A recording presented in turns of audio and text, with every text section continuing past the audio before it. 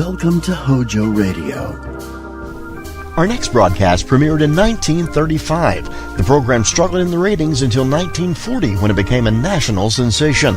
Within 3 years, it was the top-rated program in America. Few radio shows were more beloved, and few play as well half a century later. It was the brainchild of real-life married couple Jim and Marion Jordan and was broadcast to the nation from WMAQ Chicago. The show entertained America until March of 1956 and continued on NBC's Monitor until 1959. We invite you to join us at 79 Wistful Vista with Fibber McGee and Molly right here on HOJO Radio. The Johnson Wax Program with Fibber McGee and Molly.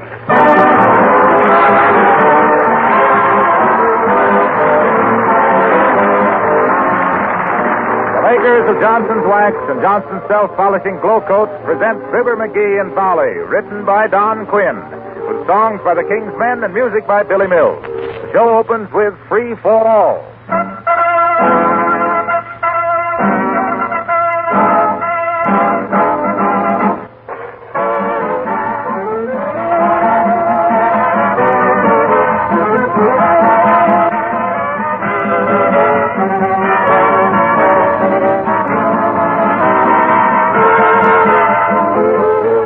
Is such an important room in the house, you can't blame a woman for wanting to make it cheerful and convenient.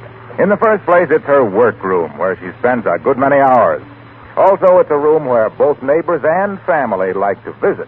Why shouldn't it be a pleasant room with colorful curtains, convenient cabinets, and a beautiful, easy-to-keep clean floor? That, of course, is where Johnson's Glow Coat comes in. A floor that's kept sparkling with Glow Coat does wonders for your kitchen. Keeps it clean and bright with a minimum of work. And don't forget that the regular use of Johnson's Self-Polishing Glow Coat makes your linoleum last from 5 to 10 times longer. Now, you know, of course, that Glow Coat needs no rubbing or buffing. It's self-polishing. Glow Coat gives a floor lasting luster, has a flexible film that wears evenly and smoothly without chipping. And Glow Coat is economical because a little goes a long way. But for real Glow Coat results, don't be satisfied with anything but the original Johnson Self-Polishing Glow Coat with the familiar red and yellow label. Buy some tomorrow.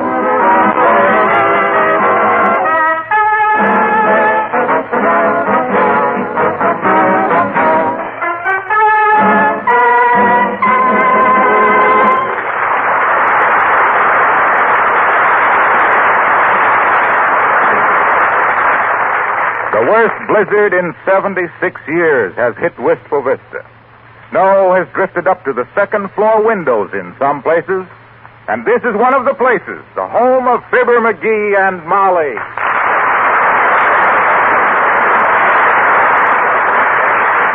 Well, it certainly is nice to stay home by a warm fire tonight, isn't it, dearie? I'll say.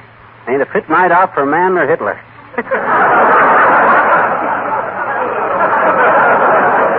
I tell you, it must be terribly cold out. Cold? Why, when I come home tonight, that snowman in front of Toops's was blowing on his fingers. Say, what's the exact temperature? Stick your head out the door and see what the thermometer on the porch says. Oh, no. I wouldn't protrude my puss out those portals tonight for all the retreads in Detroit. No, sirree. Well, then turn on the radio. It's just time for the weather report. Oh, say, it is at that. I wonder just how cold it is. Terribly. Thanks. Well, at least we're comfortable and warm here. You want to play a game of rummy, dearie? No, I got a lot of stuff to do. Never have a better chance to do them, too, either. Just what have you got to do? Oh, I got to paste my defense stamps in my book, and sort out my trout flies, and write a letter to Aunt Sarah thanking her for my Christmas present. She didn't send you any Christmas presents. Well, I'm in a sarcastic mood. Well, I'm glad you're going to be busy, McGee. Maybe I can finish knitting this. This what? I wish I knew. I'm not much of a knitter yet. Well, you're a swell needle pointer. I know, but the Army has some silly objections to needlepoint sweaters. Now, maybe if I'd... My gosh, there's somebody at the door. You know, that's what I love about you, McGee. You grasp things so quickly. Well, let them in. They'll freeze to death out there. Okay, but if it's a good humor man, he ain't using good judgment. Good evening. I'm the Mr. George Melvin. Come in. That's the door. Let me get the door. Hello. Wind goes through you like a collector from the Internal Revenue. What'd you say your name was, Bud? Spelvin, George Spelvin. You're Mr. McGee? That I am indeed. And this is my wife, Molly. Molly, Mr. Spelvin. Oh, how do you do, I'm sure. Delighted, madam. My, it's nice and cozy in here. Don't tell me you're knitting on a tiny garment. Congratulations. When is the happy event? Huh? It isn't a tiny garment. It's a sweater for a soldier. Yeah. And if I don't stop dropping stitches, it won't be a happy event either. Have a chair, Mr. Spellbound. Spelvin, and thank you. But first, I'd better drop this overcoat and these wet overshoes in the hall. McGee. Who is he? I don't know. But I wouldn't turn a dog away on a night like this. And he looks kind of like an old hound I used to have when I...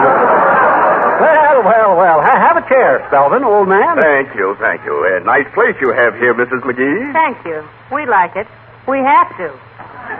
We own it. Well, I imagine you'll be seeing a great deal of it for the next few days. You won't be able to get downtown to a restaurant till this storm is over. Well, so what? Home is where the heartburn is, I always says. Did you want to see me about something, Spelvin? What? Oh, yes. Mr. McGee, I have a special message to you from the governor. Heavenly days from the governor. Maybe you've got an appointment, dearie. Well, it's about time.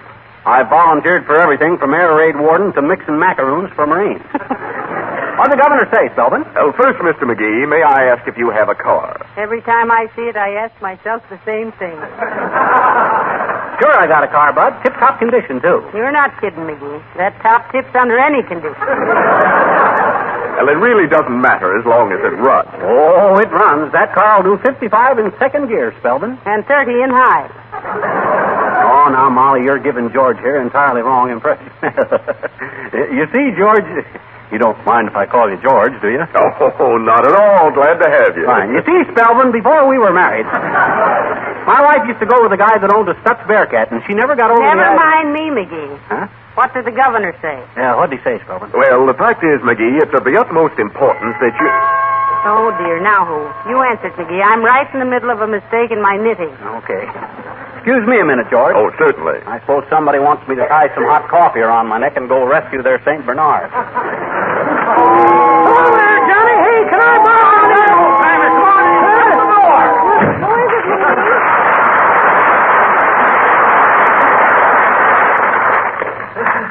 Who is it, dearie? The old timer, Molly. Okay, Johnny. Just for a minute. Hello there, daughter. What you doing? Knitting for Britain or crocheting for the Malayan? We can't stand that applause, can we? Oh, good evening, Mr. Oldtimer. May I introduce you to Mr. Spelvin? Mr. Spelvin, this is Mr. Hey, what is your name anyway, Mr. Oldtimer? Hey, I don't believe I ever heard it either. Just call me old timer, kids. Names don't matter. It's character that counts. As long as the feller's true blue, honest, straightforward, and backward. Oh, don't be so coy. What's your name? Come on, old timer. After all, it couldn't be worse than Fibber. Maybe not, Johnny, but I'm more sensitive than you are. Won't you tell us? Nope. Just tell me. Nope. Whisper it in my ear. I won't tell anybody. Promise? I promise. Okay.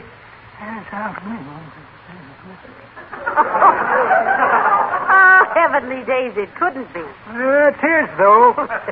Can you imagine? Mr. Spelvin, this is the old timer. How do you do, sir? Well, hello, son. Sorry to butt in like this, kids. Just wanted to know if I could borrow a hot poker.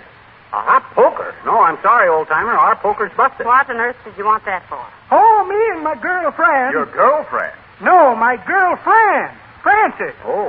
We were playing in the snow along the street here, diving into snowdrifts. And all of a sudden, I missed Fran. Must have knocked yourself out in a fire hydrant or something. Anyway, she's under a drift someplace along here, and I was going to jab around with a hot poker. Oh, well, guess I can use a sharp stick. See you later, kids. Good night, Mr. Tailspin.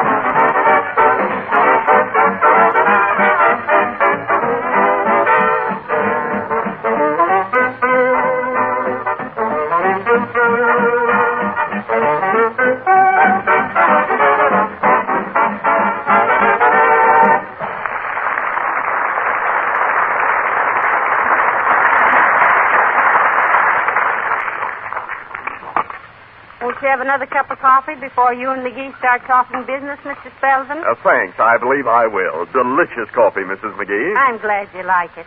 I make it from a recipe I got from McGee's half-sister, Beth. What do you mean, half-sister? She's my sister. Not since she worked for that magician and he shot her in two. Oh, yeah, I forgot that. Just a family joke, Phil. We always kid Bessie about wanting to go on the stage. Oh, is that so? Yeah. You know, I had a younger brother always wanted to go on the stage. Finally made it, too. Good for him. Yes, he was out in Desert Springs, Arizona once, and he wanted to go to Dry Gulch, New Mexico, but the trains weren't running, so he went on the stage.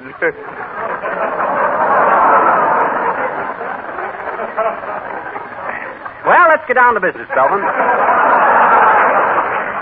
As long as you represent the governor, suppose you tell me just exactly what he wants me to... Well, for goodness sake, more orphans of the storm. See who it is, McGee. Okay, excuse me a minute, Spelvin, while I see what no good this ill wind is blowing us. Oh, of course. Shut the door! Quick! Hey, Molly, Uppy's here. Come on in, Uppy. Oh, how do you do, Abigail? May I present Mr. Spelvin, Mrs. Uppington? How do you do? Not the Mrs. Uppington through whose window someone threw a rock. The very same, Spelvin, the very same. Will you have a cup of coffee, Abigail? You look awfully cold. Oh, thank you, I will, my dear, and I am cold. In fact, I'm quite numb. That's what I was telling Molly just this morning, Uppy. I says that Uppington trail is just about the... McGee. He said numb. Oh, Hey, what are you doing out on a night like this, Uppy? This kind of weather's only good for one thing. To keep the Germans rushing back from the Russian front.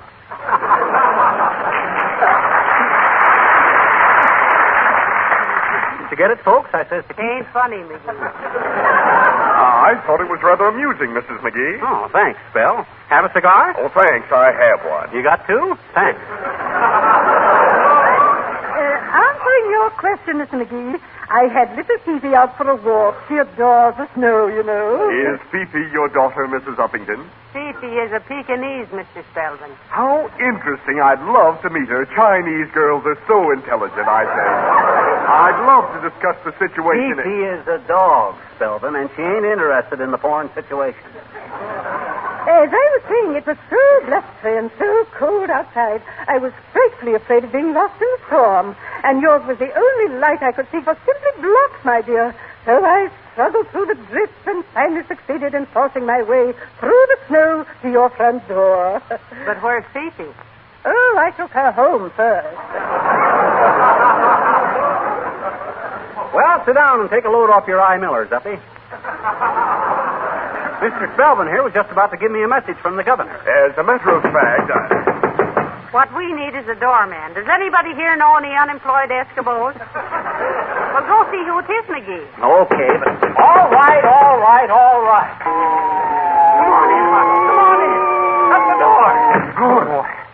Oh, gee. Thanks, Fibber. My hands were so cold I couldn't find the doorbell. I had to hammer with my elbows. Haven't you got sense enough to stay home on a night like this, Harlow? Well, my conscience was bothering me, Fibber. I just ran across a book I borrowed from you a long time ago. Here. Oh, thanks. What is it? Oh, If Winter Comes. You sure this is mine? Yep. I borrowed it in 1925. Ah. Hey, is that coffee I smell? It is, and you do.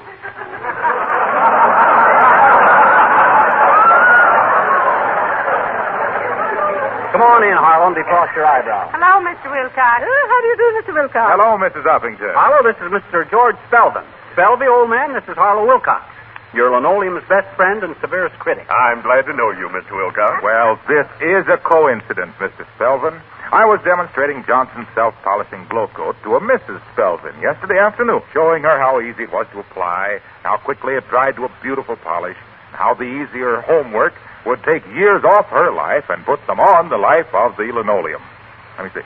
No, it wasn't Mrs. Spelvin either. It was Mrs. Woods. No, Crawford. That was it. Mrs. Crawford. No relation, I suppose.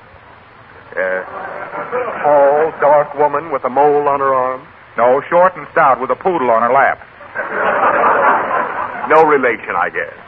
Oh, speaking of poodles, Mr. Wilcox, I hated to take Mrs. Fifi out tonight. Well, there's nothing like a dog. There's nothing like Uppy's dog. I'll go that far with you. There ain't even another dog like her dog. Yeah, I had a dog once. Man's best friend, I always say. Just like Johnson's Glow Coat is a woman's best friend because it saves so much time and effort. Heavenly days, Mr. Wilcox. Can't you forget Johnson's Glow Coat for 1 minute? I don't know. I've never tried. As I was saying, I had a dog once. I did, too. Part Springer Spaniel on his mother's side and the smartest dog I ever knew on his father's side. Smarter than a human being. Oh, now, McGee. Well, he was. Every Sunday morning, he'd go out on the porch and look both ways up and down the street. Then he'd kind of shake his little head and come back in the house. Every Sunday morning for 11 years he did that. Well, what was he looking for? We never knew.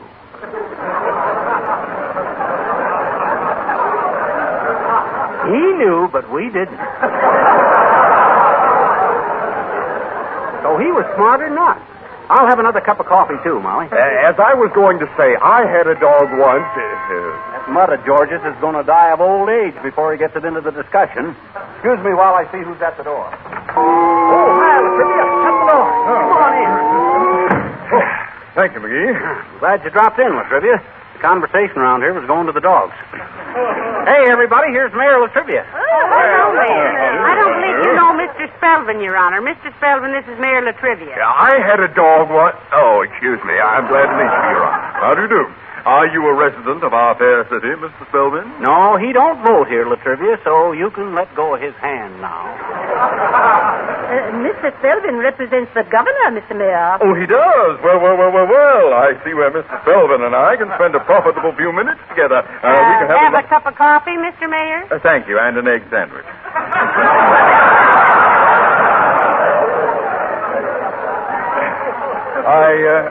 I just stopped in to tell you, McGee, that a complaint has reached my ears. I had the same thing last summer, Latrivia. Started in my neck and reached my ears in 2 days.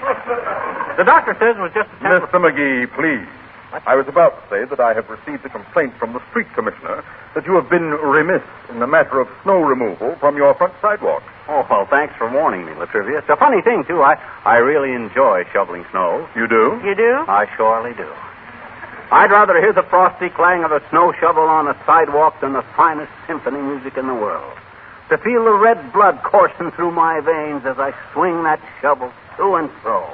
That marvelous glow that comes from exercising in the cold winter air. The sharp tang of the wind on my cheeks as my muscles respond to the healthy rhythm. And what an appetite I get. And sleep like a baby.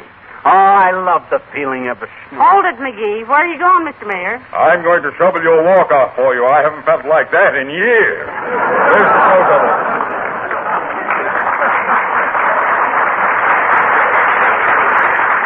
Snow shovel's right in here, Latrivia. Oh. Where, McGee? Right here in the hall closet.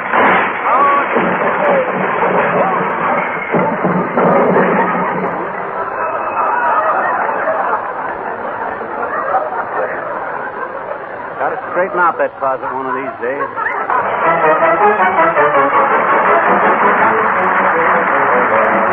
The King's Men sing Gay Ranchero. A gay ranchero, a caballero, can always find someone to pet. A senorita, a sweet pepita, her other loves will soon forget. If he's insistent and she's not distant, the senorita will confess. A gay ranchero, a caballero, he'd only ask and she'll say yes. Soon there'll be a fiesta with a blushing bride, and the gay ranchero standing by her side. He'll be so excited on his wedding day. Ask him if he loves her, and you'll hear him say, "Si, si, tu amo, la señorita hermosita, estrellita. Si, si, tu amo, cuando le doy todo mi amor, floracita del corazón." Oh, look at Pancho, back on his rancho, with his Pepita by his side. She thinks he's handsome, worth any ransom. To him she's still a blushing bride. The gay ranchero, so very happy is he. The caballero, so very happy is he. And all the world knows how they met. This fair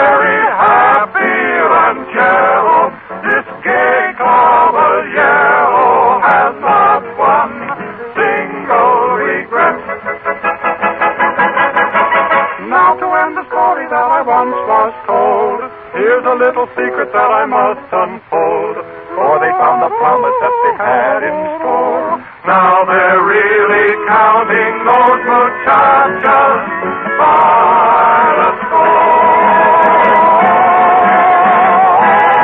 And maybe more.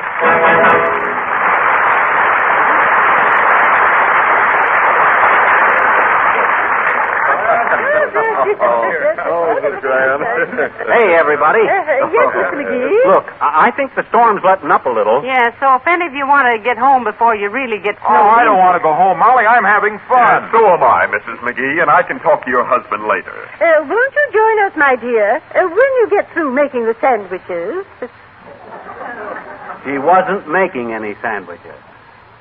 Oh, she wasn't? No, but I will. I guess Molly McGee can take a hint without being hit in the face with a wet bathing suit. Well, I'll join you guys here. What's your plan? We're playing Sinky Dink. What on earth are stinky days? Well, look, it's my turn. I'll show you. All right. I'm thinking of a contented insect in an auto robe. I knew. A snug bug in a chug rug. Now, your turn, Mr. Selvin. All right. Now, what's a wide-awake quintet in a juke joint? Oh, that's easy. A live five and a jive dive.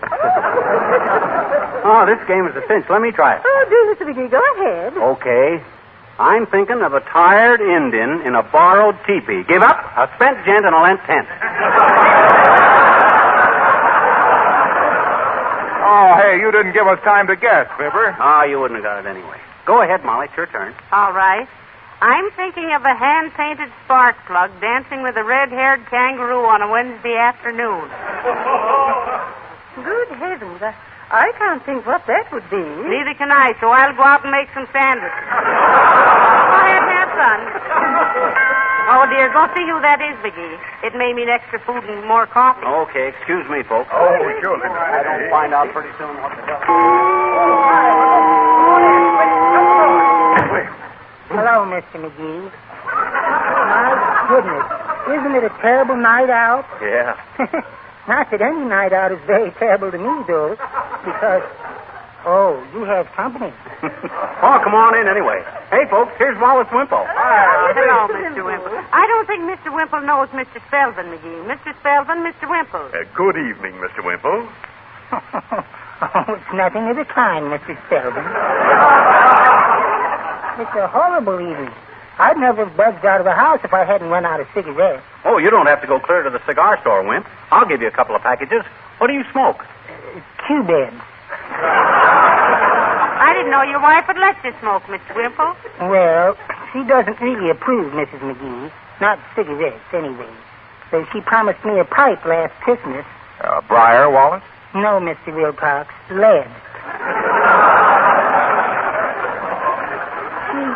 She promised she'd let me have it if she ever caught me smoking again.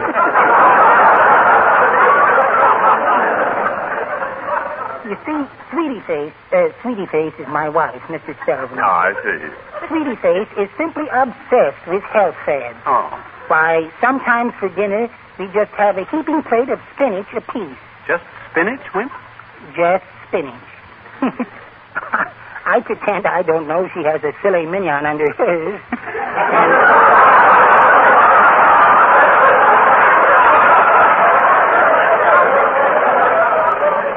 And later I run out and get a nutty burger. Oh, but don't you ever protest against such inhuman treatment, Mr. Wimple? Oh, of course I have, Mrs. Uppington. Why, just last Saturday I said to her, Sweetie Face, I said, I'd like to have a little more freedom. And she said, why, Wallace, dear, how can you say that? Why, you're as free as a bird. She did really. Yes. And then she said, in fact, I bet you can fly. And she threw me out the window.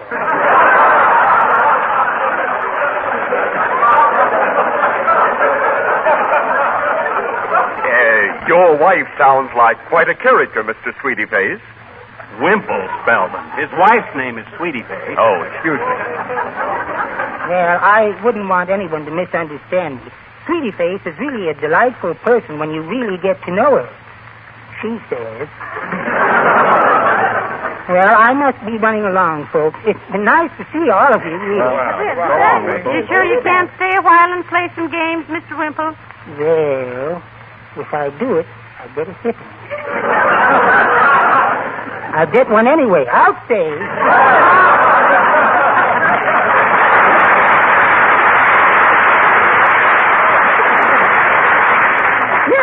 Now, let's all play games again. Now, who was the... Hey, just a minute, folks. Just a minute. What's the matter, McGee? Well, you're welcome to stay all night and play all the games you want, but Mr. Spelvin come here tonight with a message from the governor. Now, I don't want to wait any longer to hear what it is. Well, we'll go in the other room, Fibber, and let you talk. No. Now, we want you all to hear it, don't we, McGee? Huh? Do we? Why, of course we do. I'm proud of it. Oh, well, I guess we do at that.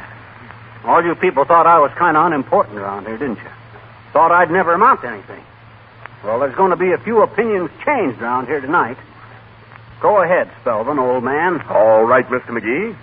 Do you realize that your tires wear out twice as fast at 45 miles per hour as they do at 30? Why, certainly, we know all of that, but what is that... Driving habits are hard to control.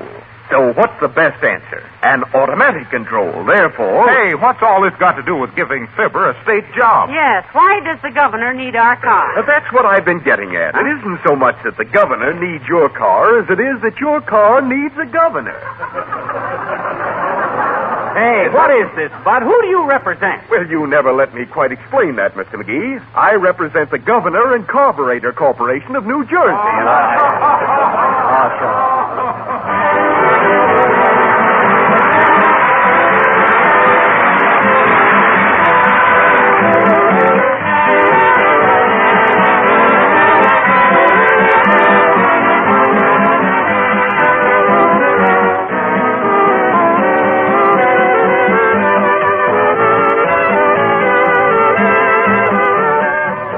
When you step into some homes, don't they seem to be more livable and friendly than others, aglow with warm hospitality? A wax-protected home is usually a warm, friendly one.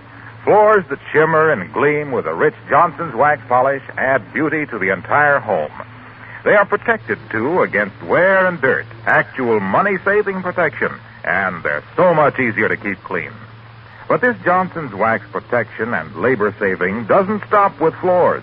Wax your tabletops, chair arms, woodwork also, and your windowsills, Venetian blinds, shelves, refrigerator, shoes, luggage, lampshades. Then you'll be practicing what authorities call protective housekeeping. Right now and during the next year or so, it's important to take extra good care of your things.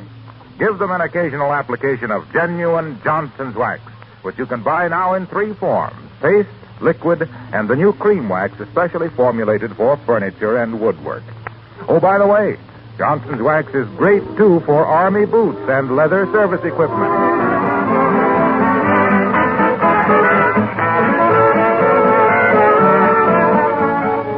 Ladies and gentlemen, this country has a big job ahead of it and won't stop till it's done.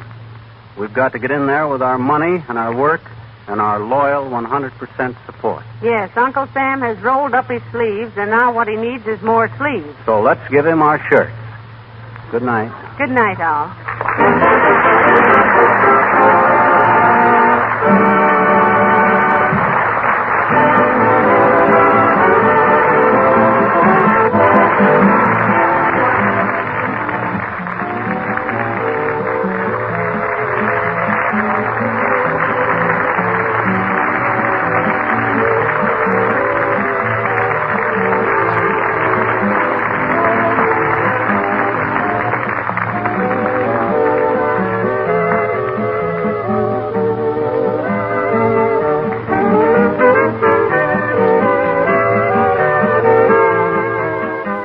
HOJO Radio. We're your old-time radio headquarters. Stay tuned. The Johnson Wax Program with Fibber McGee and Molly.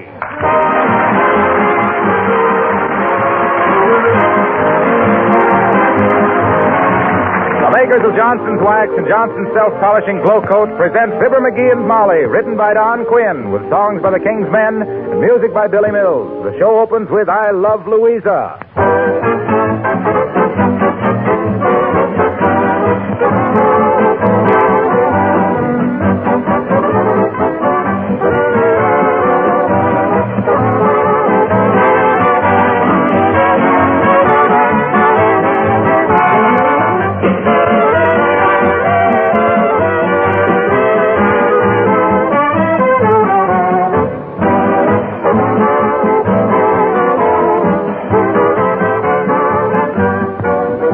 other night I was talking with a man who had just had the floors in his house completely refinished. In fact, he had just paid the bill. This time, we're going to take care of our floors, he told me. We're taking your advice about protecting them regularly with Johnson's Wax. Well, that's advice I give very freely on this program, and you're all welcome to accept it and save yourself expensive refinishing charges. It's really remarkable how much punishment floors will stand when they're given an occasional coat of genuine Johnson's Wax. Besides the money-saving protection, Johnson's Wax offers two other major advantages. First, the glowing beauty it gives to all floors, furniture, and woodwork.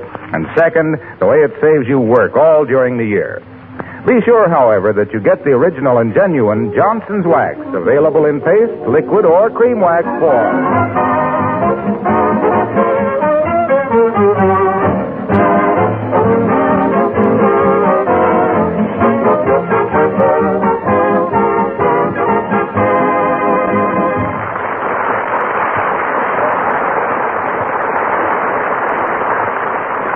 When house cleaning time comes, a husband does one of two things. One, he goes away someplace. Two, he hangs around and gets in the way. The guy living at 79 Wistful Vista is type number 2, as you'll see when we join Fibber McGee and Molly.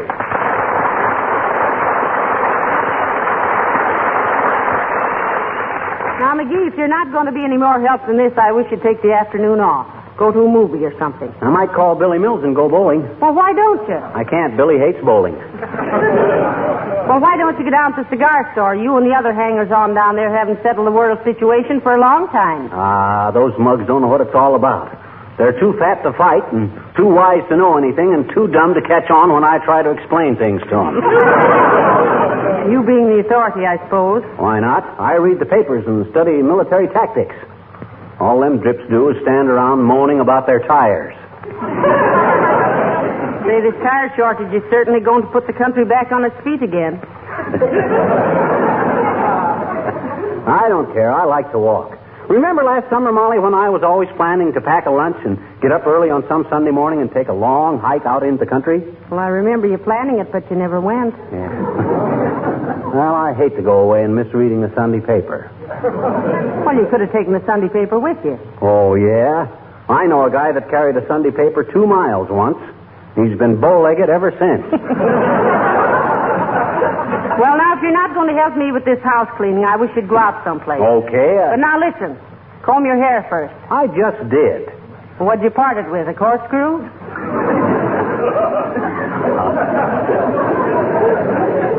I'm just different than most good-looking guys, Molly. Instead of curly hair in a straight part, I got straight hair in a curly part.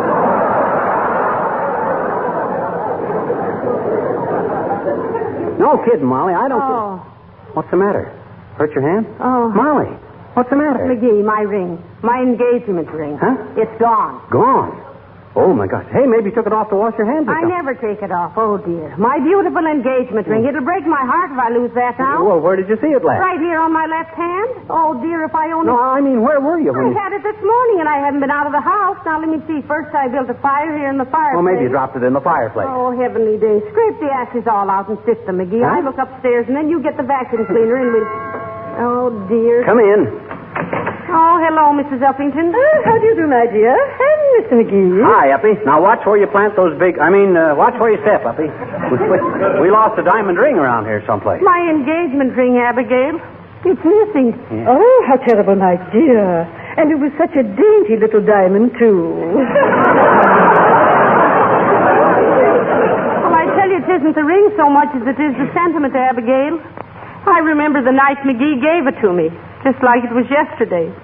There he was, kneeling in front of the... Oh, never mind that. Uppy ain't interested in how... Oh, but I am, Mr. McGee. Oh, it's simply too romantic. Tell me, my dear, after he put the ring on your finger, did he kiss your hand? Oh, sure. I think he was going to, Abigail, but before he had a chance, my father came in with a glass of elderberry wine for each of us and said, "Congratulations, children." Ah, grand old man, too, your father. Must have waited outside that door for 2 hours and never spilled a drop.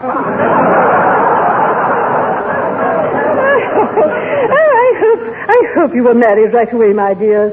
I never did believe in long engagements. Neither did McGee. Particularly after we went into vaudeville. You know, we never played a theater more than 3 days. Oh, good heavens. Were you in the theater? Oh, why, shoot. Oh, how utterly fascinating. I was an actress once, myself. Oh, Whoopee. I remember you. Didn't you used to have an iron jaw act? Swinging on a rope by your teeth and waving a little American flag? Now, please, Mr. McGee, I was never in vaudeville. Oh. I played only Shakespearean roles. Juliet, you know. Oh, we played Joliet, too. Sure, Joliet, and then we went to Kankakee and Decatur. No. Not Joliet. Juliet, my dear. Oh, what fun. My leading man fell in love with me. Poor dear P. Jarvis. P. Jarvis? Yes, his name was John P. Jarvis, but I always called him P. Jarvis. That was cute. Well, whatever happened to, I don't like to be nosy, Upsy. But he went away to make his fortune, but I've never seen him since. Well, didn't he leave any message when he left, Abigail? Yes, he left a note saying that someday he would return, and when he did, good heavens. I wonder. You wonder what? He said that some night he would return and toss a pebble at my window. Oh, my. Do you suppose? Oh, but it couldn't. But still, I must have this investigated at once. Goodbye.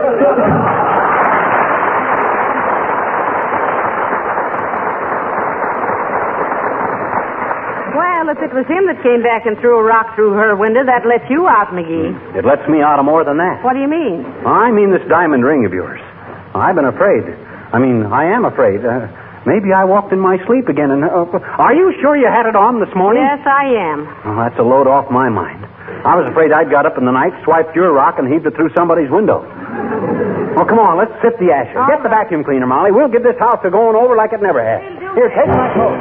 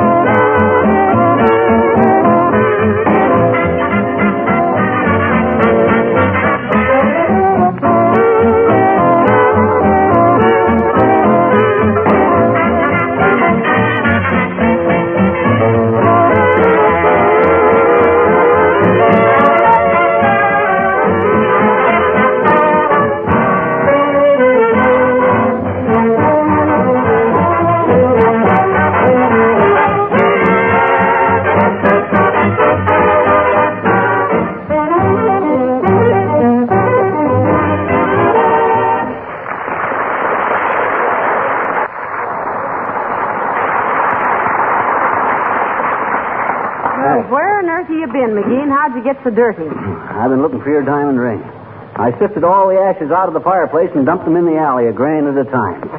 Boy, that stuff sure makes you cough. Well, why didn't you tie a handkerchief over your nose? I did. And then I had to breathe through my mouth.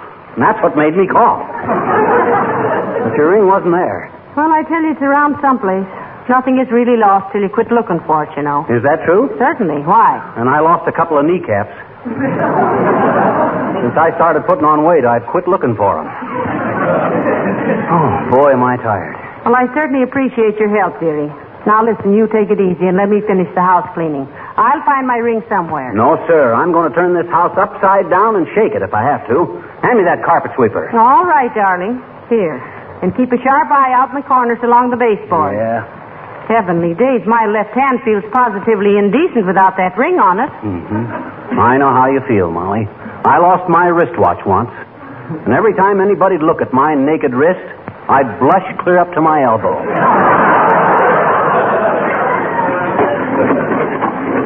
Listen, dearie, be sure to look under the edges of the rugs, won't Don't worry. Old Eagle Eye McGee is on the job. We'll get you. Oh, I wonder who that could be. Look out the window. Huh? Is there an armored delivery truck out there? No. Well, then it can't be the grocery man with my 2 pounds of sugar. Come in. Good day, Mrs. McGee. Hello, McGee. Oh, hi, Latrivia. What you all bundled up in the fur cap and mittens for? I regret to say that I neglected my business affairs today and yielded to the temptation to go out with a small party of friends. Oh. We have been boob sledding. No. You mean bobsledding. With the frantic little group of sportsmen I was with, Mrs. McGee, it is boob sledding. They are imbued with the peculiar idea that to see how close one can steer a sled to a moving streetcar is the height of hilarity. Well, it is kind of fun at that, Latrivia. Yes, I imagine it would appeal to you, too, McGee. You're the type that rocks rowboats and wears ladies' hats at parties. Why, he does not. He always wears a lampshade. Get a much bigger laugh with a lampshade, Latrivia. That killed him. Thank you. I shall try to remember that the next time. But am I intruding? Were you cleaning house, Mrs. McGee? Well, yes. And then I lost my diamond engagement ring, Mr. Mayor. Though we know it's around here someplace. Oh, I'm sorry. Do you mind if I take a look around? Oh, we'll be glad to have you, Latriv. Go ahead. Well, I don't see it anywhere. You couldn't have found a flat car and a phone booth in that length of time. My eyesight is very penetrating, McGee. Oh. In fact, I was quite a student of mesmerism at one time. What's mesmerism? Mesmerism. Hypnotism. Like this. Look me in the eye, McGee. Which one? Either one. Oh. Now relax. You are slowly coming under my dominance. You have no will of your own. I've been telling him that for years, and I'm no hypnotist. McGee. All right, McGee. When I snap my fingers, you are completely subject to my orders. There. You see, Mrs. McGee? His mind is a blank.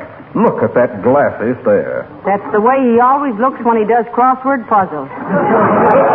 Isn't it, McGee? Isn't it, McGee? McGee! Well, heavenly days, he is hypnotized. Of course he is. Watch this. McGee, you are an Airedale. A big, brown Airedale. Speak. Isn't that wonderful? Look at him trying to wag his tail. No. Get down. Stop jumping up on me. Down, doggy. Down. Oh! He bit me in the leg. Let me out of here. Well, aren't you going down and hypnotize him first? Oh, he'll come out of it shortly. I don't want to... Here! Get away from me! You brute!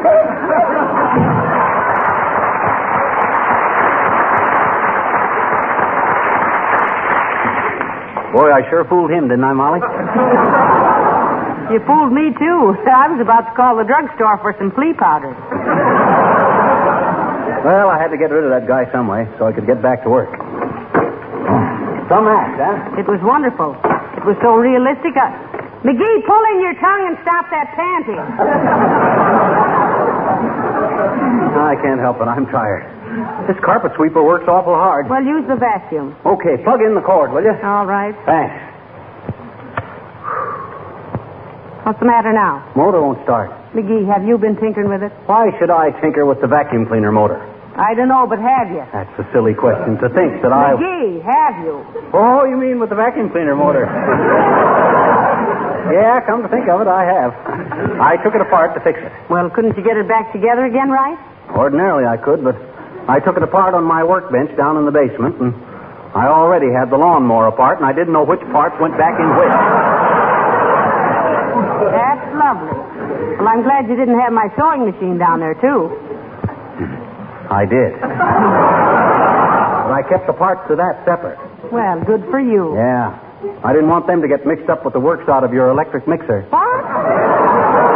Heavenly days. Please, McGee, will you stop experimenting with the appliances? Well, I was just trying to... Something is all. I thought if I fit a couple of little paddles to the mixing machine, I could use it for an outboard motor next summer. And my sewing machine, what were you trying to make out of that, a pencil sharpener? No, Hey, I bet you got something there. Oh. I'll bet if I attached a razor blade to the bottom of it... No, please. Go get the carpet sweeper and sweep these rugs.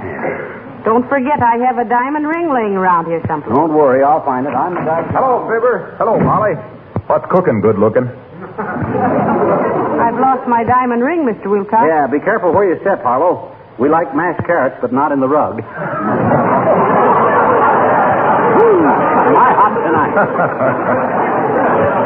Well, gee, that's tough, Molly. Are you sure you lost it around here? No, absolutely. I always wear it right here on the third finger of my left hand. Hey, wait a minute. Let me see. Now, what good will it do to look at her hand? You're just hanging around the fairgrounds after the balloon's gone up.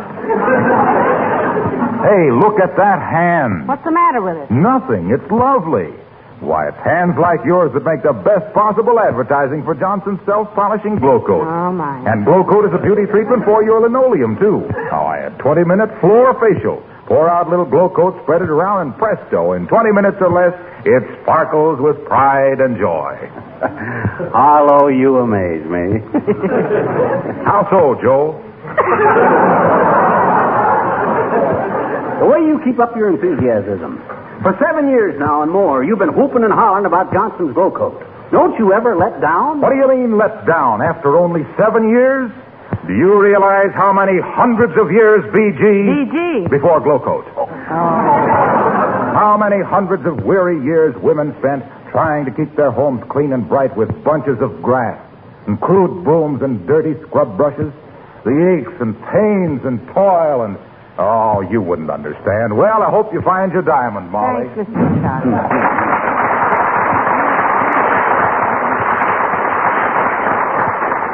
My, he certainly loves his work, doesn't he, dearie? Yeah, you know what he did? He went down to the Red Cross yesterday and gave him a pint of Glow Coat. Told him it was his lifeblood. Well, this ain't finding that diamond, Molly. Move that chair, will you, so I can sleep on it. All right. Ain't under there any place. Oh, dear. You know what I can't understand is how that ring ever come off your finger. I thought it was on so tight. Well, it was, but whenever I worry, I lose weight. Well, what are you worrying about? Well, wouldn't you worry if you lost a diamond ring? Yeah, I guess I would at that. Oh, well, I better keep well until I find it. Hello there, kids. Just stopped in to say goodbye. Why, Mr. Oldtimer, where are you going? Joining the Navy, daughter. I'm an old salt full of the old pepper. 8 bells and all's well. What? Believe the wheel, the lifeboy, the lookout. Lay aft the topside, all the ship's company. Sailing, sailing over the bounding main. Many a stormy wind shall blow. Hey.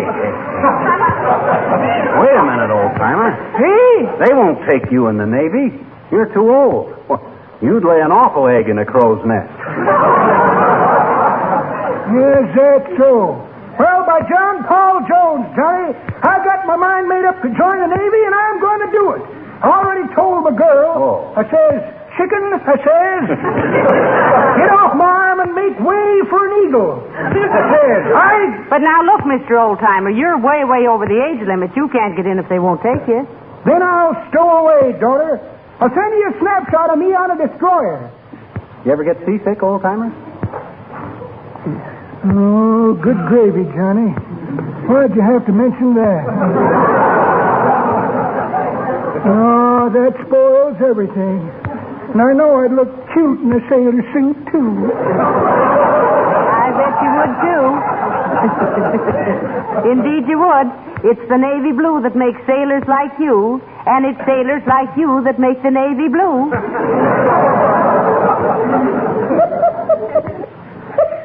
That's pretty good, daughter, but that ain't the way I heard it. The way I heard it, one feller says, t'other feller says. You know what the Germans are going to do next in Russia? No, says t'other feller. Well, what's the answer? Daughter, there's a feller with a little Charlie Chaplin mustache would like to know that, too.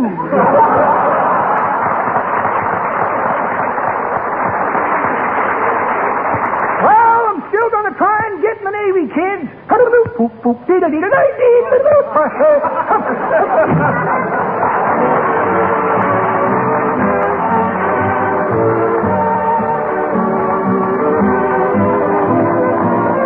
The King's Men sing The White Cliffs of Dover. I'll never forget the people I met braving those angry skies.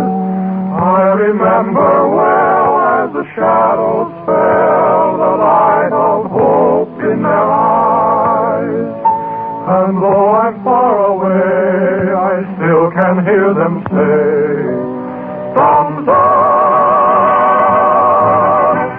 for when the dawn comes up, there'll be bluebirds over the white cliffs of Dover. Tomorrow, just you wait and see. There'll be love and laughter and joy ever after. Tomorrow, when the world is free. The shepherd will guard his sheep, the valley will bloom again, and Johnny will go to sleep in his own little room again. There'll be bluebirds over the white cliffs of Dover. Tomorrow, when the world is free.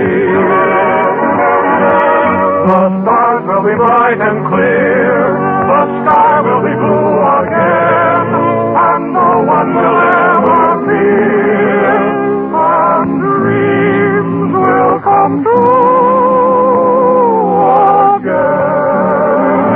There'll be bluebirds over the white cliffs of Dover.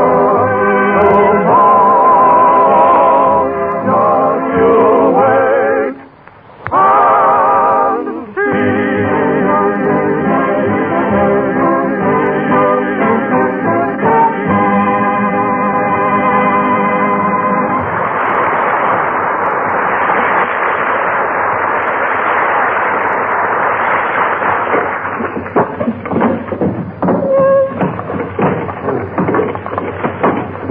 Oh, boy. My aura. This is the cleanest this house has been since it left the lumberyard. Hey, Molly.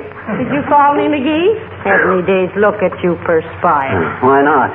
I cleaned the whole downstairs, vacuumed all the rugs, and cleaned out all the desk drawers, and emptied the cigar ashes out of all the vases. Oh, good for you, good for you. But I'll feel terrible if we don't find my ring. You see who that is. I'm going to look around upstairs once more before Okay. Come in.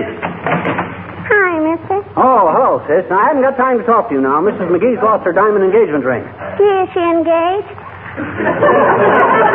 No, she ain't engaged. She's married. Well, why hasn't she got a wedding ring, She has got a wedding ring. She's also got an engagement ring. I thought she lost it. She did.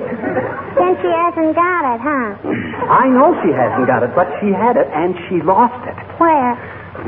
Look, sis, if we knew where she lost it, we'd go there and find it, wouldn't we? Maybe she swallowed it. I swallowed a nickel once. You did? I says you did? Did what? You swallowed a nickel. I know it. Look, sis, I'm busy. Go on home now and leave me in peace. Come back in the spring and we'll chase butterflies together or something. Go on now, beat it. Okay, mister. Well. But spring won't be here for 6 weeks more. Who said so? Well, gee, the groghound saw his shadow yesterday. Groghound? You mean Uncle Dennis?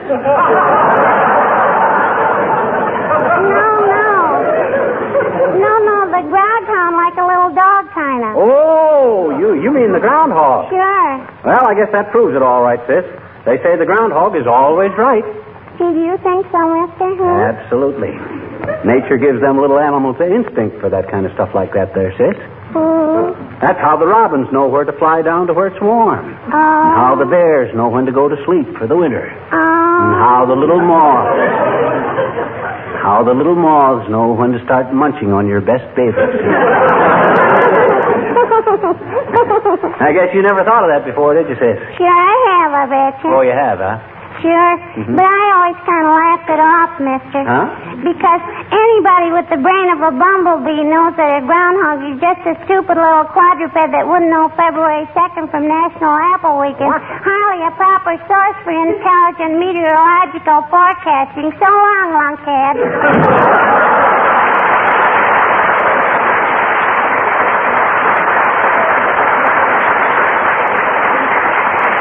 Why, that impudent little twerp. One of these days I'm going to lose my patience and play Clap Hands, Here Comes Fibber on the back of her rompers. Now, let me see. I better put that piano back where I got it. Oh, boy, am I wore to a nothing. I got more creaks than the cricket and more pains than the greenhouse. My back is so... I'm almost ready to give up. And you know, it just breaks my heart. Well, for goodness sakes, how nice everything looks, dearie. Boy, it ought to look nice. I've lost 7 pounds in weight, 2 inches in height, and a lot of interest in life. Well, now you just sit down and rest, dearie. You've really worked hard today, and I appreciate it. Yeah, what good did it do? With your ring still missing? Well, I'll be... Look! What's that? What's what? What are you staring at? Your hand. Hey, your finger. Your ring, there it is. Why, you must be seeing things. My hand is as big as... No. Your right hand. You got your ring on the other hand. Well, Oh, McGee, thank you, darling. Thank you for finding it. What do you mean, finding it? You had it all the time? Well, if I'm not the worst... Now I remember. I put it on the other hand this morning to remind me of something. Remind you of what? Never mind. It seems so silly now. Well, I want to know. I got a right to know. And I can keep from collapsing just long enough for you to tell me. This is so ridiculous. Well, why did you put the ring on the other hand? Well, it was to remind me to ask you to help me with the house cleaning today.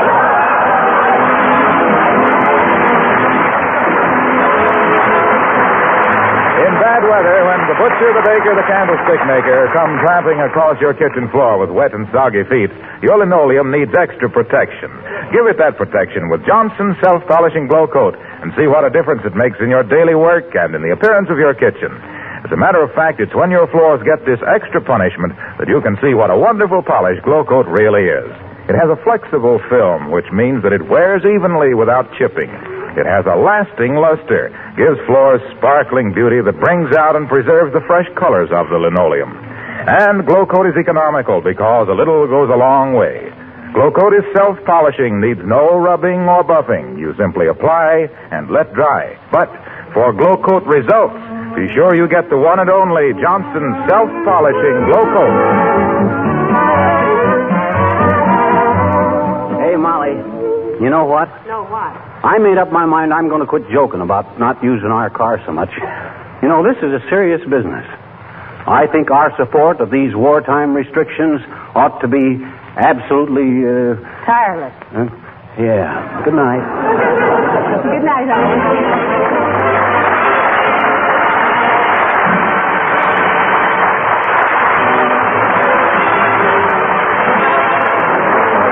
The War Department has just announced new revised regulations for training aviation cadets. Under these new rules, men between 18 and 26, married or single, with or without college education, are now eligible for the Army Air Corps. More than 2 million more men may now join this exciting branch of the service and play an important part in America's all-out victory program. How to join? See your local Army recruiting station immediately. This is Harlow Wilcox, speaking for the makers of Johnson's Wax Finishes for Home and Industry, inviting you to be with us again next Tuesday night. Good night. This is the National Broadcasting Company. Our next broadcast is a science fiction drama series that was broadcast from April 24th, 1955 to January 9th, 1958 in various time slots on NBC. Known for its high production values and adapting stories from the leading American authors of the era, it has been described as one of the finest offerings of American radio drama and one of the best science fiction series in any form and medium. We present to you X-1 on HOJO Radio. Countdown for blast off. X-5, 4, 3, 2, X-1, fire.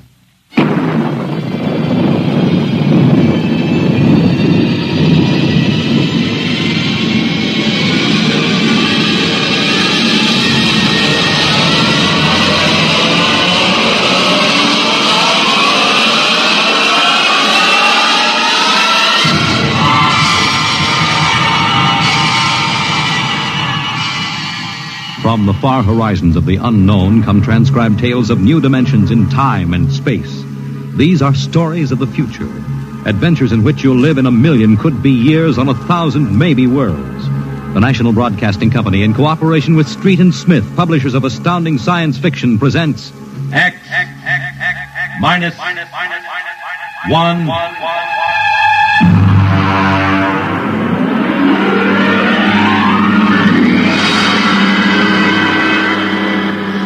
Tonight's story, The Green Hills of Earth.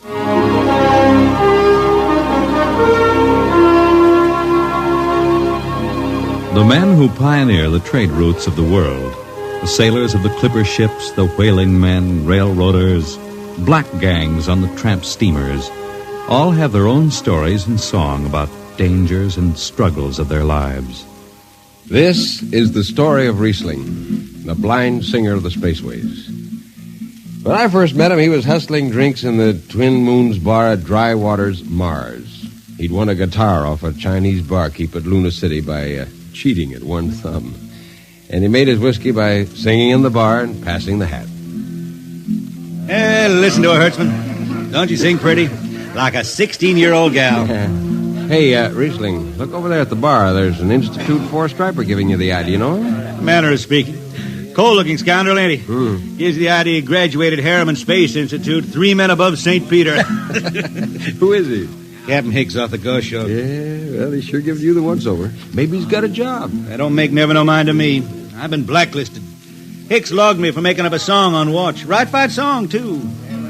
Oh, the skipper is a father to his crew. Yeah, well, hold on. Here comes old Brass on. Oh, Riesling, I've been looking for you. You've kept your nose clean, and we're going to give you another chance to get back to deep space. Been a little changing down aft in the Goshawk, ain't you, Skipper? How'd you know that? You got that new atomic pile drive. If there's been a leak at the shops, now take it easy, Skip. You'll have that gold braid just a-crawling right up your arm. Quit stalling, Riesling. Take it or leave it. It's a loop trip to Jupiter with the standard release. I reckon. Double pay when you get back, if you get back. Last 3 of them atomic tea kettles blew somewhere in the asteroids. If you're scared. Scared?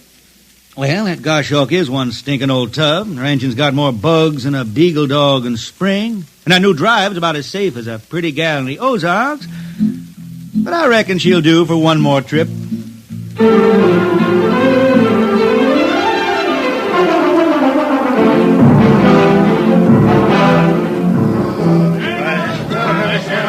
Welcome home, Riesling. Hi, Jimmy Legs. Meet my friend Hertzman. He can't hold his liquor no more than a sieve, poor boy. Riesling, you sober enough to sign the book? Drunk or sober, I make my mark. Stand aside. 3 X's? Took me a middle name. Ha, ha, ha. You two lay below. And Hertzman, yeah? Get him sobered up before the skipper makes rounds.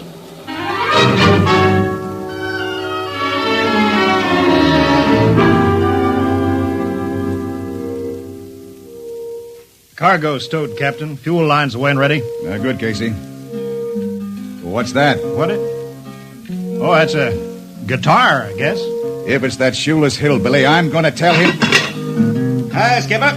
Riesling, what the devil are you doing up here? That number 2 jet ain't fit. Cadmium dampers are warped. Crooked like a turtle's back. Well, why tell me? Tell the chief engineer. I did. He says they'll hold. Well? He's wrong. Oh, Oh, he's wrong, eh? He's got a Harriman Institute degree in electronics and power. And some drunk space rat says he's wrong. Skipper, I was damping jets when that shirt-tailed tad wore pins for buttons. I got no time for you, Riesling. Scratch your name off the book and get out. No, don't get excited. Well, are you shipping or not? I reckon. Then get below. That's all. Casey, sound takeoff. Aye, sir. Come on, boy.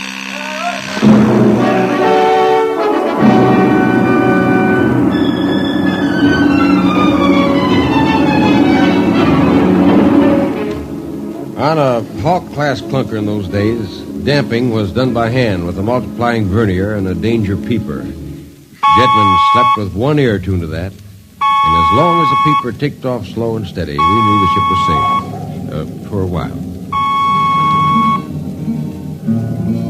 Riesling, you better stow that guitar. If Jimmy Legs catches you, you'll blow a gasket. Don't worry, I could damp this tea kettle in my sleep. Yeah, how's number 2? All right, so far. Say, did you ever hear that song about Hicks? The one that got me blacklisted? Oh, the skipper is the father of his crew. A gentle guide and light to me and you. But on Mars he likes his women if they walk or if they're swimming or if they got 6 arms instead of 2. Second verse is better. Yeah. The skipper likes his liquor by the quart. Yeah, he'd go from Mars to Venus for a snort. He'll drink rocket fuel and... Well, hi, Skipper. Didn't see you come in. You were too busy, eh? Who's watching the gauge? I got an eye on it. Don't you fret none. Riesling, I'm going to fix it so you couldn't get a space berth on a rocket-powered pogo stick. You're logged. Report to Casey under arrest. I don't rightly think I will, Skipper. You what? Well, you kind of forget, Skipper. According to Space Code, you can't remove a jetman till the end of the watch, right? You tell me Riesling, your shift is over at 2300. And I'll see you ride the rest of the way in slop locker. Maybe. In the meantime, you clear out of my power room. I gotta make me up a third verse from a song.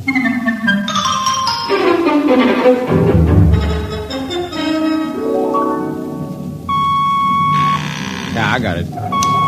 Power room. Damp number 2 a point. Number 2, I... Hold on, Hertzman. Jimmy Legs, is that force-drive boil up there? Give me that, Casey. Riesling, I've taken about enough from you. And I got a little news for you, Skipper. Number 2 jet is bulging like a fat lady in a satin skirt. Listen, you clown. Damp number 2 a point. Why, sure. Look out, Hertzman. I'll take it. You watch the gauge. Now. He's riding easy here. It's bucking a little. What? Riesling, hit the emergency! All right. She won't damp. It's that warp. Yeah. There go the lights. Duck her. Duck! Riesling! Stay down behind the baffle. I gotta take a look. It's radioactive. Look out. I've gotta fish the hot stuff out of the tube. What's going on down there? Shut up, Jimmy Legs. I'm busy. She's tight now. What happened? Number 2 blew, you lunk-headed space rat. You all right? A little sunburn. Lights are gone.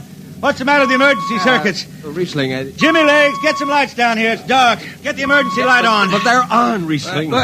They went on right after the blast. The lights are on. What are you talking about? It's dark. Jimmy Legs! Jimmy Legs, turn on the lights. Turn on the lights.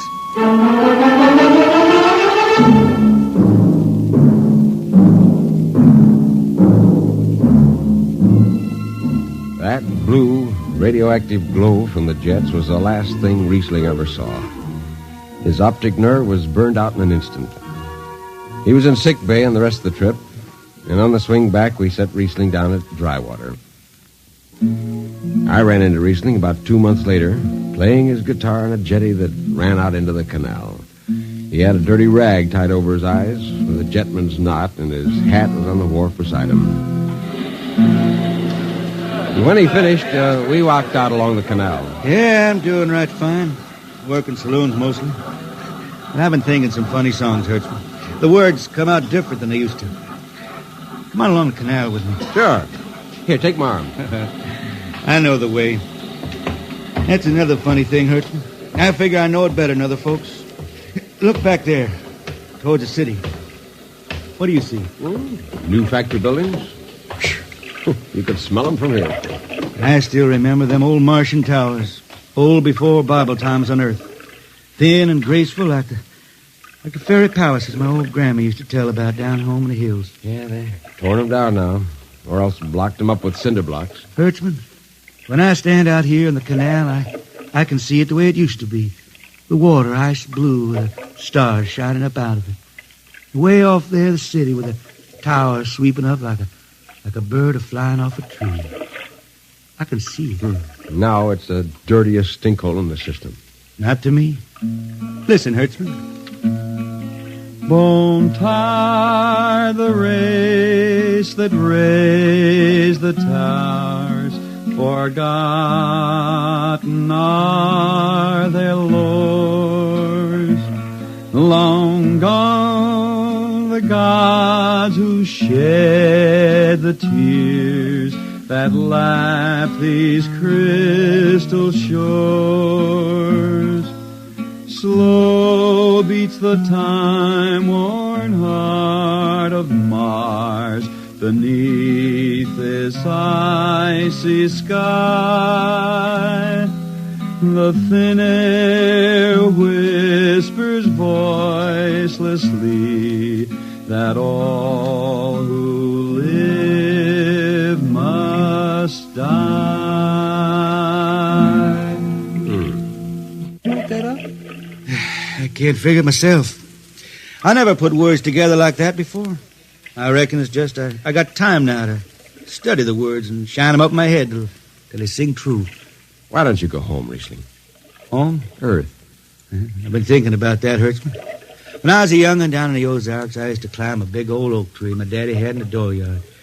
You could see the hills for miles, green and cool. I've been thinking about that. Well, why don't you go back then? Someday, Hertzman, but I couldn't face those hills now. I couldn't stand to see black when I knew they was lying all around me, cool and green in the sun. I couldn't stand that. Yeah. Well, let's get back to town, Hertzman. I made $3.50 marching today, and I'm all set to drink it down before dawn. Come on.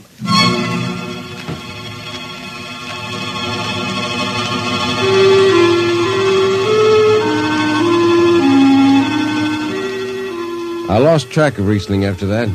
I shipped out in a slow freight with the Condor class for Luna, and he hitched a hike to Venusberg in an ore ship in the Triplanet run. So he beat around the system, Venusberg to Layport to Drywater to New Shanghai and back. Any spaceport was his home, and no skipper'd refuse to lift the extra mass of Riesling and his guitar. He made up his songs sitting out watches down in the power rooms with old shipmates, while the monotonous beat of the jets shook the hull plates. Hear the jets. Hear the jets. Hear them snarl at your back when you're stretched on the rack. Hear the jets. Feel the pain in your ship. Feel the strain in your grip. Hear the jets. Feel her rise, feel her drive, straining steel come alive on her jets. On her jets.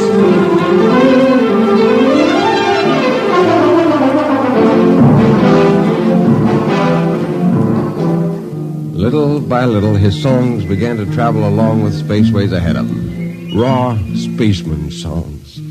A different kind of song. Strange, sad songs, like the ones you find printed in the Centennial editions. Well, there's one called Dark Star Passing and Death Song of a Weed Coal. And then finally, The Green Hills of Earth.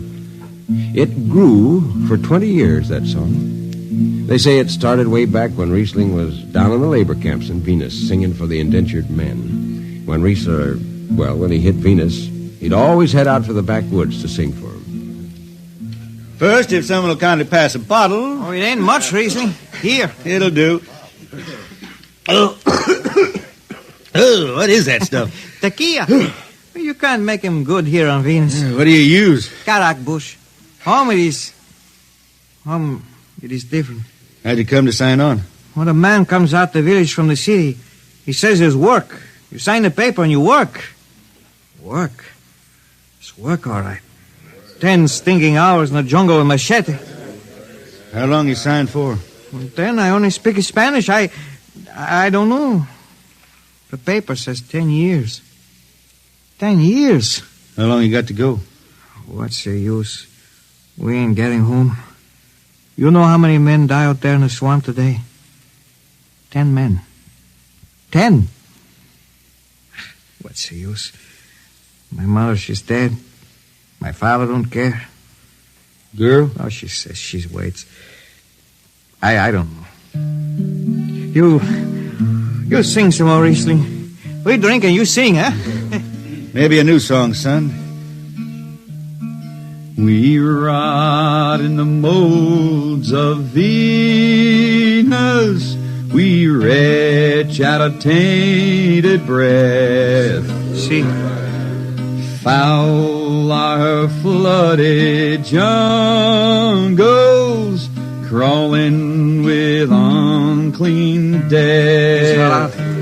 We've tried each spinning space mote and reckoned its true worth. Take us back to the homes of men and the cool green hills of earth. Take us back. What's the matter? Finish the song, Riesling. I can't yet. It just don't come. I'll finish it when I go home. That's it. When I go home to the hills. Now pass that bottle. A dawn whistle don't blow for 4 hours.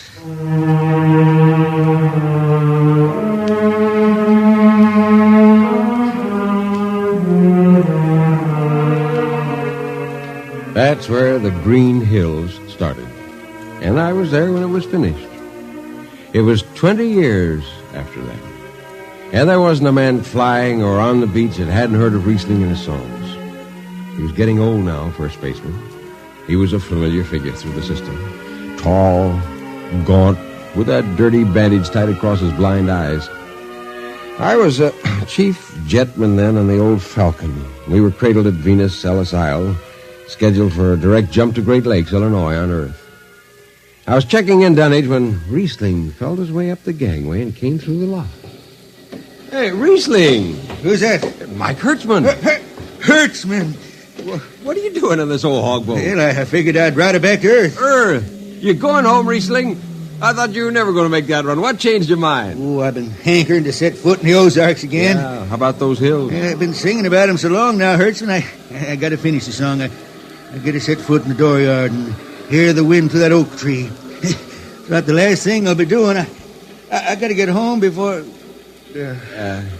Look, Riesling, there's a new company policy in effect now. No more deadhead rides and new code books in force. Oh, that don't bother me none. I'm riding it back to Earth. I'm going to finish my song. It's got to be there. Yeah, but the skipper's one of them youngsters fresh out of Harriman Institute cadet training. He'll throw the book at you. At me? I've been around space as long as Haley's Common, Brewster's Ridge. I'm going back to Earth. The cool green hills of Earth. I'm going home.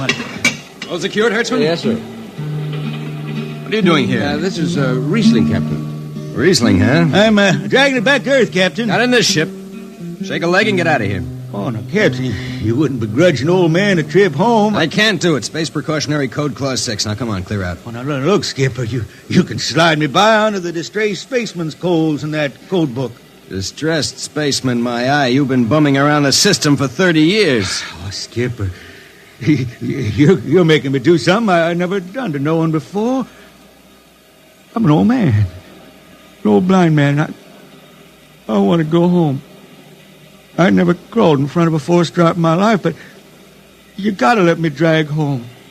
The law says a man's got a trip coming to him, and you can stretch for a poor old blind man. Now, can't you? You got to, Skipper.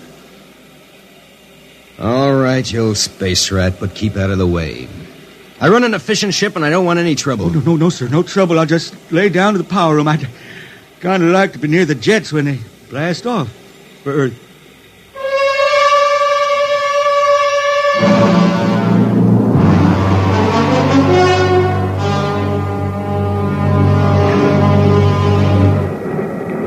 Sit down, Riesling. Take a load off your feet. Hey, thanks, Mac. Power room, fire 3. Aye, sir.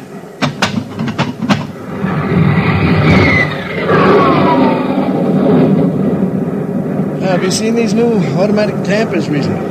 Don't have to do nothing, just sit and watch. Yeah, where's the peeper? Turned off. It's all automatic. Youngsters have it soft. When I was twisting her tail, you had to stay awake. Hey, you got the old hand-damping plates on? Oh, but the links, I unshipped them. They cover up the dials. You might need them. Oh, the automatics handle everything. Well, you're finally going home, Riesling, huh? Won't seem the same out past the moon. Yeah, I've been waiting for this a long time, Mac. It's going to be good to get home, I reckon. The Argent sky is calling spacemen back to their trade. Mac, I got the emergency. The hand dampers. Here are the links. Mac, they ought to be on the wall somewhere here. I got them. Bust the alarm. Emergency squad coming in. Stay out. The place is hot. Radiation blast. Stay behind the baffle. I got the links shipped. I can hand damper now. What's going on in there? I'm spilling jet free. Is this McDougal? McDougal's dead. This is Riesling on water. Riesling? Get out of there. You'll kill yourself. Don't worry, Skipper. I know this power room like the inside of my shirt. Somebody's got the damper. Riesling, I'm sending in the crew. No use. The whole room will be hot for an hour and the other jets won't hold. Oh, Skipper, throw on recording tape. What? Throw on a recording tape. I got a song to finish. And I got to make it right now. Yeah, I can hear it. Riesling, the radiation will burn you down. She's clear now, Skipper. She'll burn out clean. Riesling, are you all right? I reckon. Pretty sharp sunburn. You'll pick me out of here with tongs and bury me in a lead shield coffin. Radiation's getting bright. I can almost see it. Bright, rosy like the sun. Like the sun over the hills down home. We pray for one last landing on the globe that gave us birth. Let us rest our eyes on the fleecy skies of the cool green hills of earth. That's the way he died. Riesling, the blind singer of the spaceways, singing of the home he never reached, the cool green hills of Earth.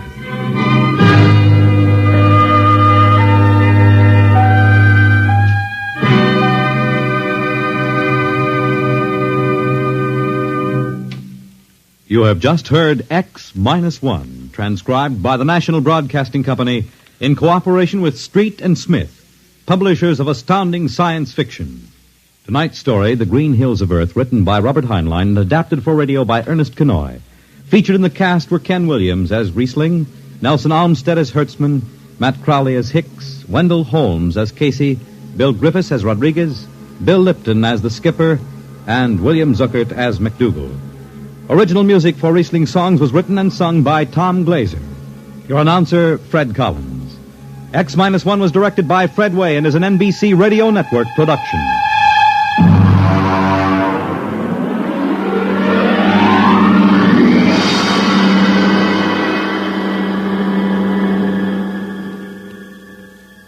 And now, next week, the strange story of Dr. Grimshaw's sanitarium and of a patient there who suddenly found himself involved in a game of cat and mouse. But the man had actually been reduced to the size of a mouse, while the cat remained full size. What happened then? You'll learn next week. Keep it tuned right here to HOJO Radio for more classic old-time radio. Countdown for blast off.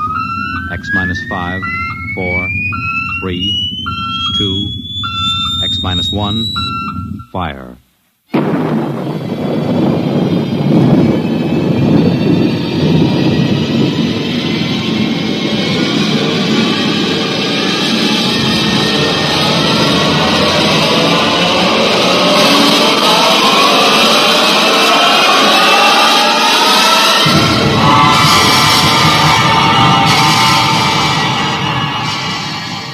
From the far horizons of the unknown come transcribed tales of new dimensions in time and space.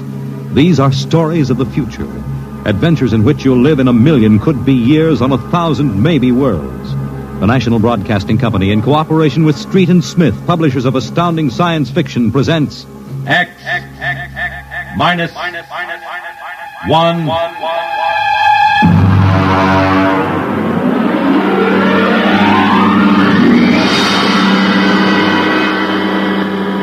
Tonight's story, Dr. Grimshaw's Sanitarium.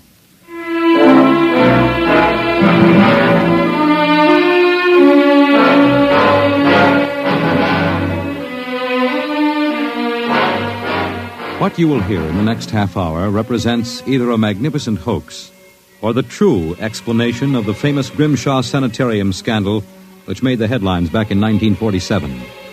The manuscript upon which this account is based was removed by the New York State Police from a fountain pen cover found in the doorway to Dr. Grimshaw's study. We offer this manuscript as evidence only.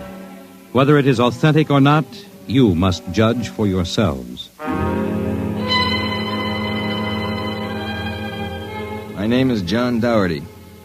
I'm a graduate of Hamilton College, class of 34, a member of Theta Alpha. I'm one of those fools who wanted some excitement in life, so instead of going into my father's shoe business, I became a private detective. These are facts. You can check them if you like. The rest of what I write here is so fantastic that I don't expect it to be believed.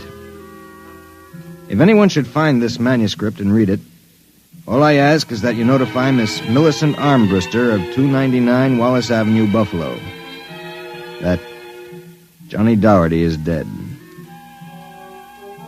On the evening of July 1st, Miss Armbruster and I were driving to a wedding. Not our own, although I wish it had been.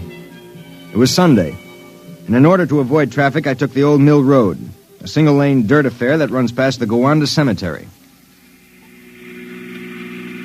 Johnny, aren't you going too fast? Not for this road. There isn't a thing around except some tombstones and... Johnny, the gate to the cemetery. What about it? That hearse, look out! Look out! We skidded for about 20 feet and slammed into the back of the hearse. The two rear doors buckled and snapped open. It was a freak. A huge oak coffin with brass handles tipped up and began slowly to slide back toward us.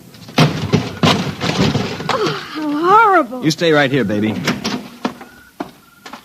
You okay, Mac? You don't pay much attention to speed limits, do you, Jack? Now, look, let's not get hung up on who was right and who was wrong. I was going too fast and you were traveling without lights after dark. Let's see your driver's license. Right here. Oh.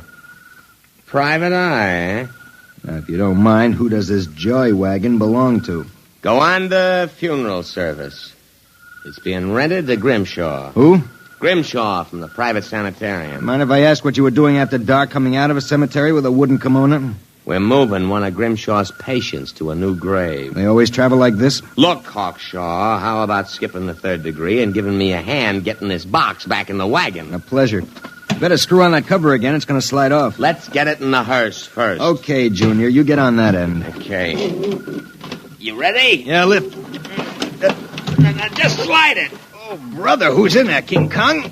Look out for the cover. I told you that would happen. What's the guy's name, Junior? Oh, why don't you ask him, Sherlock Holmes? A real wise guy, huh? I've got half a mind to report this accident. Yeah, well, go ahead. See where it gets you. Now, if you'll pardon me, I'll deliver the body.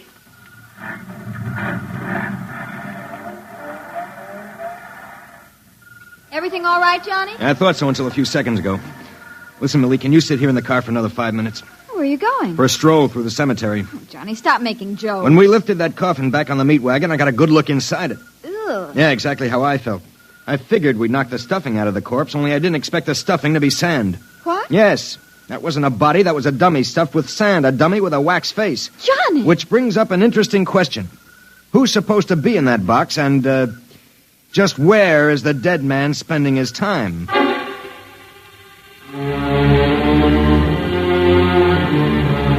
Sometimes in my business, when things drop off, you have to go out and, dig up new clients. My next case was a gentleman named Harlan Ward Sr., a wealthy automobile manufacturer. I'd gotten his name off his son's tombstone. Are you trying to tell me, Dougherty, that my son Harlan was never buried at Gowanus Cemetery? Exactly, Mr. Ward. But why? Maybe if you'll tell me the circumstances surrounding your son's death, I can help answer that. My son was a rather impetuous young man. Tall, good-looking. After his graduation from Princeton, he began drinking quite heavily. After he got into a couple of scrapes, we sent him to Dr. Grimshaw's sanitarium in the hopes that he could be cured. While my wife and I were in Europe, we received word that he died, buried at Gowanus in our absence. Last week, my wife and I decided to have his body removed to the family vault here at Short Hills. How'd your son die? Suicide. You never saw the body? No. We couldn't get back from Europe in time. Now you tell me that his coffin contains a dummy. How do I know this whole thing isn't a plan to fleece me? You don't. But you're a rich man, Mr. Ward, and you're perfectly willing to take a chance that I'm on the level and that your son may still be alive. You sound very sure of yourself, Mr. Dougherty. My fee is a $2,000 retainer plus expenses. What sort of expenses? However much it costs to take the cure at Dr. Grimshaw's sanitarium.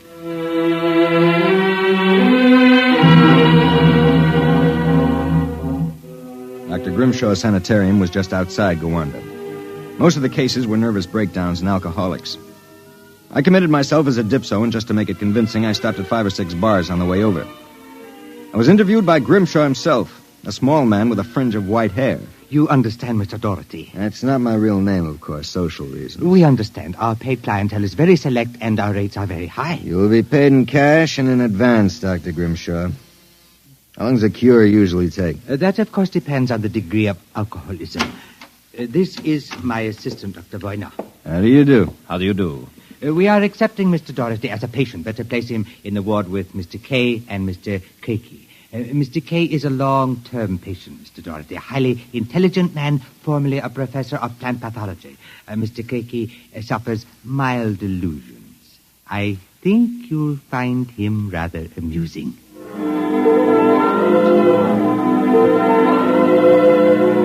After about 3 days, my roommates Arthur Kay and Creaky got used to me, and we even began to play three-handed bridge. Kay was a chronic dope addict, an intelligent, sensitive man. Creaky was nothing but a clown. He kept a big black cat named the Professor, which he talked to as if it were human. And so I said to her, my dear Countess, if you don't like the company of my cat, then you don't like me. She looked at me as if I were insane. But of course the joke was on her because I was. Professor? The professor is very sociable. Excellent company. Except when he kills birds and deposits them in your bed. He's nothing but a feline murderer as far as I'm concerned. See? You have insulted him, Mr. K. Come here, Professor. Let's make friends. How about giving me your paw? Oh! Scratched me, you black devil. You insulted him. You hurt his feelings. Well, just keep him away from me. It will be a pleasure. I would advise you not to insult him again. Good afternoon and evening. Is he always as nuts as that? Ever since I've been here. What's his problem? Manic depressive. And a little paranoid, too. How long have you been here, Arthur? At Grimshaw's 2 years. I left for a while, but I couldn't stay away from the junk, so I committed myself again. Did you, happen to know a patient here named Harlan Ward? Why do you ask that? Did you know him? I met him socially a few times. I understand he died here. So the newspapers said. I wouldn't know. Suicide, wasn't it? Was it? You're being pretty careful, aren't you? Mr. Doherty, what would you say if I were to tell you that I don't believe Harlan Ward is dead? What makes you so certain? He used to share this room with us. He slept in the same bed you now use. I see. He was an alcoholic, doing quite well, too, from what I could observe. We all expected him to go home soon. Then one evening he had a violent fight with Creaky. Creaky accused him of snooping or something. Later that night, Grimshaw and Voyna took him out. Where? Where they take all the special treatment cases to the charity clinic. It's that small building on the other side of the stone wall. A few days later, we read about his death. Suicide. They said. Just what makes you think he's still alive, Arthur? This? About a month ago, I was in the garden next to the wall that separates us from the charity clinic. Suddenly, I thought I heard a sound, like a child whimpering. It stopped.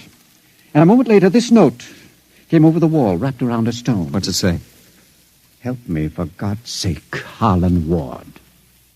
Arthur, how would you like to have some fun? Like what? Like sneaking out tonight and going over the wall to the charity ward? What do you say? It would break the monotony a little. I suppose there's no real harm in it. Of course not. I'd go alone, but I'll need help scaling the wall. Will you do it? All right. I'll go with you.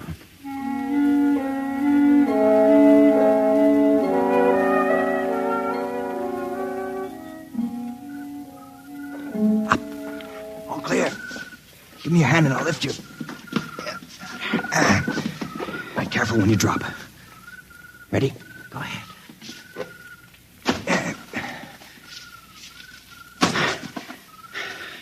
There's a charity building over there, the one with the lights in the basement window. Come on.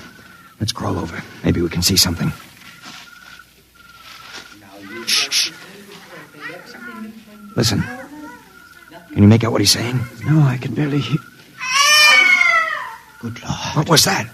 Probably some patient having the DTs. Let's have a look. Easy, it wouldn't do to get caught now. See anything? Some sort of laboratory. I can see Grimshaw and Voyne and something else. What? There's a child with its back toward me. Now take it quietly. It will be easier. Please, don't. It will all be over soon. You won't remember anything. No, I don't want to go. Why not give it to him? No. Shut him up, why not? Good Lord. What was it? What did they do to that child? Arthur, that wasn't a child. It was a midget. The smallest midget I've ever seen. What were they doing? Trying to give it some sort of injection. When it resisted, Voyne knocked it out. What do you suppose they were doing to it? I don't know, Arthur. All I know is that when it fell, it had the face of Harlan Ward.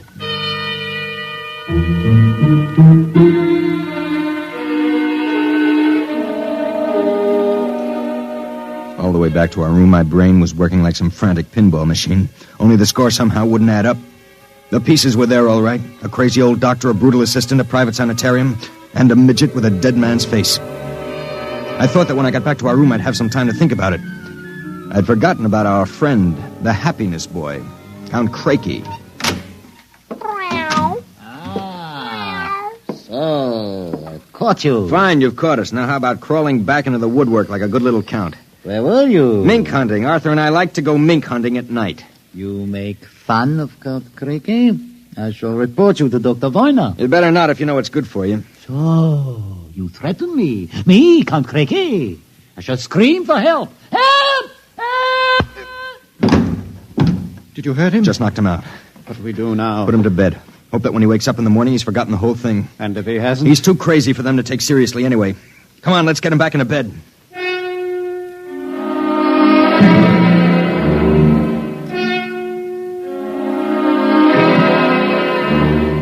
I went to sleep in my own room. And the next thing I felt was the sharp jab of the hypodermic needle in my left arm. Hold it. It will be useless to struggle, Mr. Doherty. In a moment, your motor nerves will be completely paralyzed. What's this about, Grimshaw? I might ask the same of you. My good friend Count Crakey informs me you and Mr. Kay decided to do some snooping earlier tonight. He followed you and saw you climb the wall. Crakey's insane. Mr. Doherty, that is a matter of opinion. Crakey, what is this?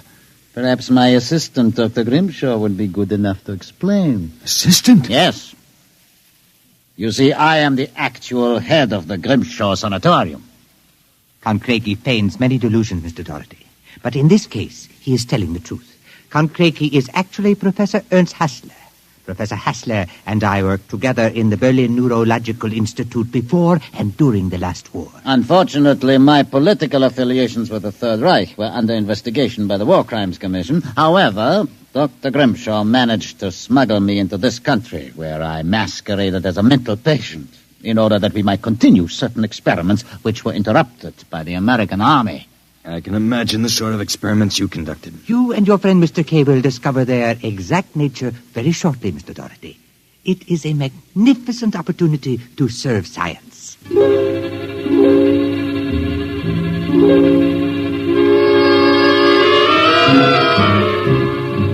passed out. And the next thing I knew, I was coming to in a different room and hearing the voices of Voyna, Grimshaw, and Crakey, as if from a great distance. Pituitrin. Pituitary. 4 cc's. 4 cc's. How are the measurements? Reducing rapidly. We'll operate at once. Have Voyna start the anesthesia. Very well, Doctor. Come in.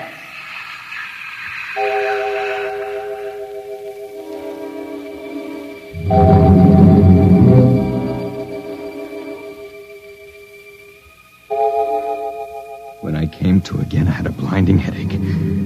I began to wonder if Crakey and Grimshaw weren't doing something to drive me insane, because I lost all sense of perspective. The room seemed to grow in size. I don't know how much time passed, but one day Crakey came into the room with a bundle in his arms about the size of a newborn baby. The bundle was my friend, Arthur Kay. And worse yet, I was exactly the same size that he was. Let me out of here. Let me out. Allow me to congratulate you, gentlemen.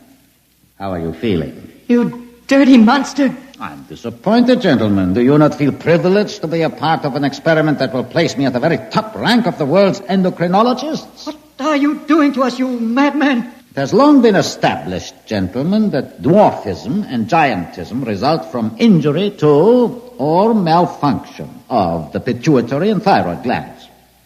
The interlock between these glands was thought to be a hormone. I have discovered that this was incorrect. It was an enzyme. An enzyme I isolated some years ago. I was well on the way to synthesis in Germany when the surrender interrupted me. The interruption also limited the number and type of subjects on whom I could experiment. I was forced to find others. Such as Harlan Ward? Mr. Ward was only a control experiment. I suppose you plan the same for us. No, gentlemen. For you, I have reserved a special privilege. You, gentlemen, will be the first to test the full effects of the enzyme. In short, I intend that you, Mr. Kay, and you, Mr. Doherty, when the experiment is completed, will emerge as perfectly healthy, normal individuals. Except, of course, that you will be only 5 inches tall.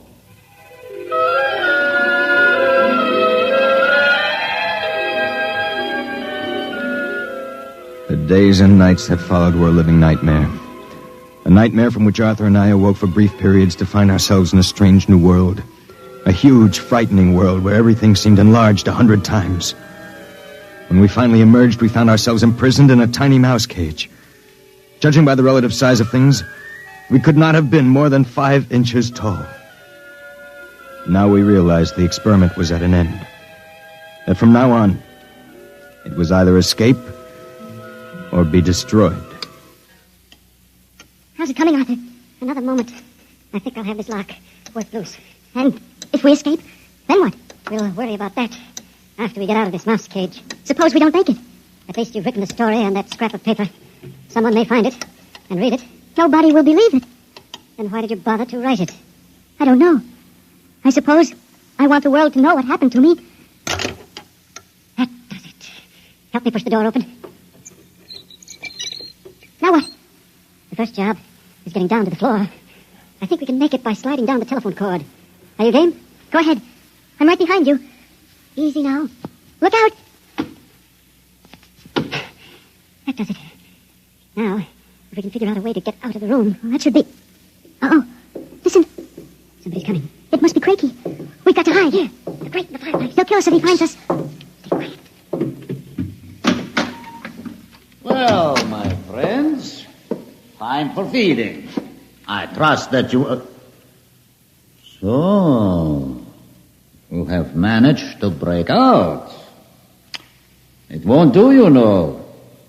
There is no way you could have gotten out of the room with the door and window locked. I know you are in here. I would advise you to save yourselves trouble and give up. Very well, my tiny friends. If you prefer to play the game of cat and mouse, then I shall be happy to furnish the cat. There is no way you can get out. What now? He's gone for the cat. If that monster ever gets in here, we're goners. There must be... Wait a minute. What? You see that thin strand of wire running along the molding? What about it? It's the automatic fire alarm. When the alarm is tripped by a fire or short circuit, all the locks are sprung so that the patients can escape from their rooms. If I can short that wire before Craigie lets the cat into the building, let's go. There's a tiny sliver of steel from the cage on the floor. I'll work with that. You keep an ear to the door. Go ahead. This insulation is tough as rawhide. Christ, this stuff. Hurry up, Arthur, for God's sake. There it is. Stand away. I'm going to short it. Ready? Okay. We made it. There goes the door. Let's make a run for it down the hall. If we can get to the garden, we've got a chance. I smell smoke. The short may have actually started a fire. Come on. Wait a minute. I have to go back. The manuscript. Don't be a fool. There's no time. Come on. You go ahead. I'll catch up. Hurry up. I'll wait in the hall. Only a second. I've got it. Come on. There's nothing to stop us now. Arthur? Where are you? It's funny. Arthur? Arthur? Arthur, what's happened to you?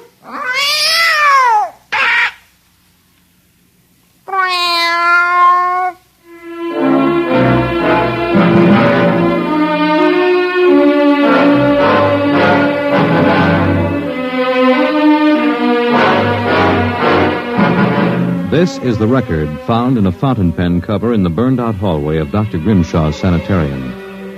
There's nothing to add, except that the fire which destroyed the sanitarium and killed so many of its occupants, including Dr. Grimshaw and Dr. Voyna, was definitely of incendiary nature.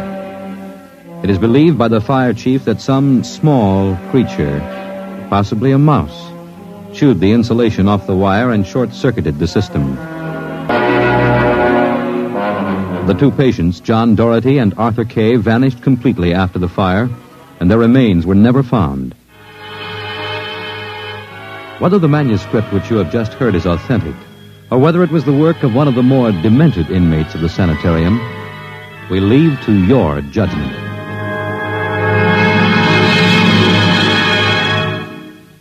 You have just heard X-1, presented by the National Broadcasting Company in cooperation with Street and Smith, publishers of astounding science fiction. Your announcer, Fred Collins. X-1 was directed by Fred Way and is an NBC Radio Network production.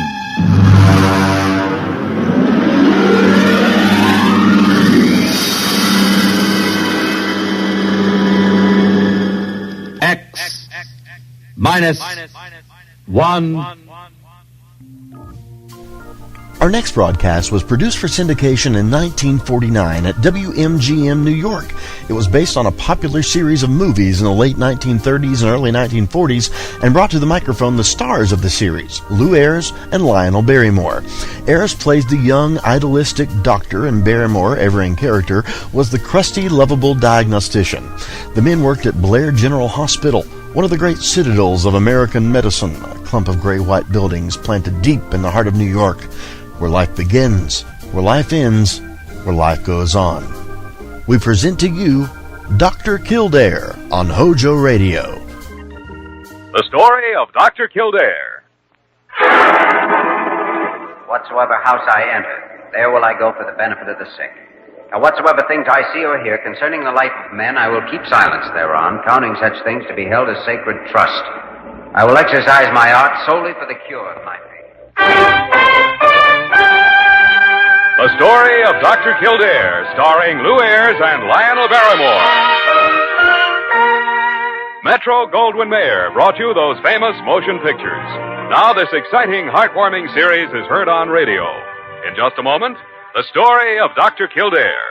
But first, your announcer.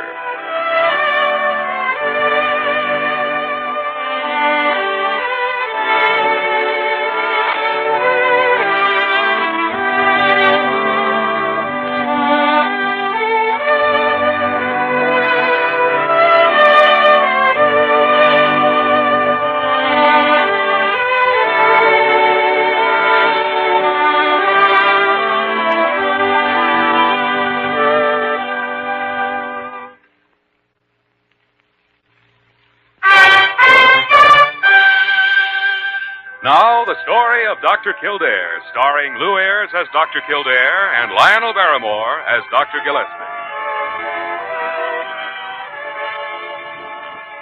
Oh, Dr. Kildare, Dr. Gillespie. Gillespie, come quickly. Confound it, Parker. Why are you all in a flutter? It's Police Captain Daggett. He's in emergency. He's been shot. Shot? Come on, Dr. Gillespie.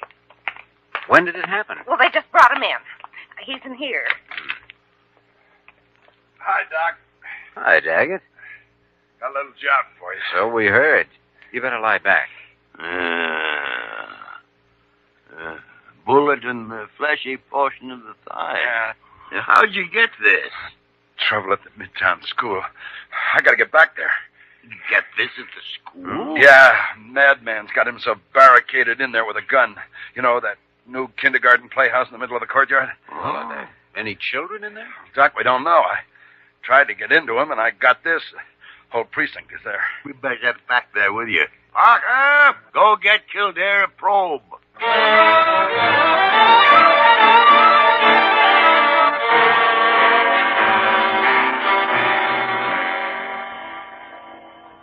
Well, what started this, Daggett? How did it happen? Oh, who knows? It was just after 3 o'clock when he got in there. That's why we don't know whether or not any kids are with him. Any idea who the man is? No, except that his name is Kozlov. He's been doing some house painting in the neighborhood. Kozlov? Peter Kozlov? Yeah. Oh, isn't that the fellow that fell off the scaffold and broke his leg in the hospital when it was being painted, Jimmy? Right. I took care of him. He seemed a quiet, harmless sort. Well, this hole in my leg doesn't agree with that, Doc. I don't wonder. That man must be a homicidal paranoia. Couldn't you detect any trace of it, Jimmy? No, it wasn't manifest at that time. There's too much open ground around that building. And I can't use my rifleman for sniping until I know he's alone in there. No, but you can't hold back long enough to find out either. If he's holding any children in there, they won't be safe long.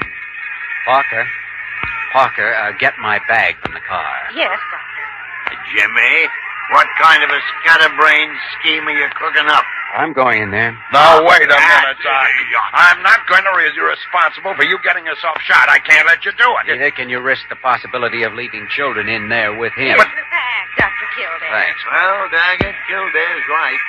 We'll try it together. Oh, no, Dr. Gillespie, just one man. Kozlov knows me. Oh, but I helped Jimmy. him when he was hurt. It may make him hesitate about harming me. It's a big gamble, Doc. And you'll have to take it every step for 100 feet until you reach the plane. I can't just stand here until we find out if all the children from school reached home. No, but you expect me to sit here calmly while you... There's no choice, Dr. Gillespie. Somebody has to take a chance on getting into that playhouse. You keep your men where they are, Daggett, no matter what happens. Okay. I'm against this, but, well, I've got to let you try it because I can't think of any other way. Just remember that lunatic put a bullet in me. Jimmy, be careful. Oh, sure.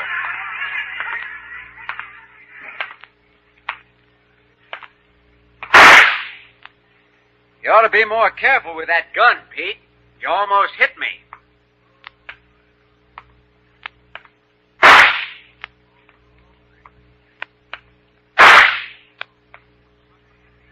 You stay there, Doctor. Don't you come any closer. I must come in there, Pete. I tell you, go away. I have no gun, Pete. I just want to test the drinking fountain to make sure the water's all right. You're lying to me, Doctor. No, Pete. The children have been complaining about the water. There may be something wrong with it. You'll want some yourself if you stay in there. You can't come in here. Sorry, Pete, but I must come in. You have no right to stop me, Pete. I'm a doctor.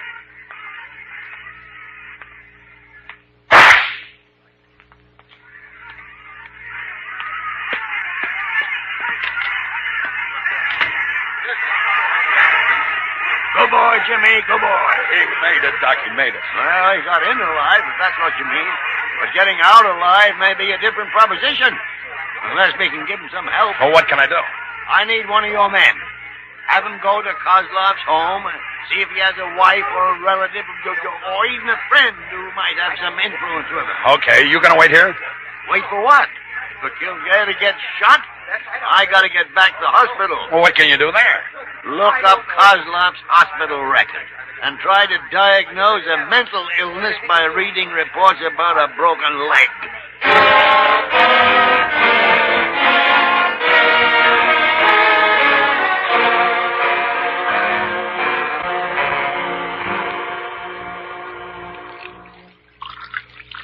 I'm watching you, Doctor. Don't try nothing. Don't play no tricks on me. I'm just getting a glass of water, Pete. You're not going to shoot me for that, are you? I got to shoot you, Doctor.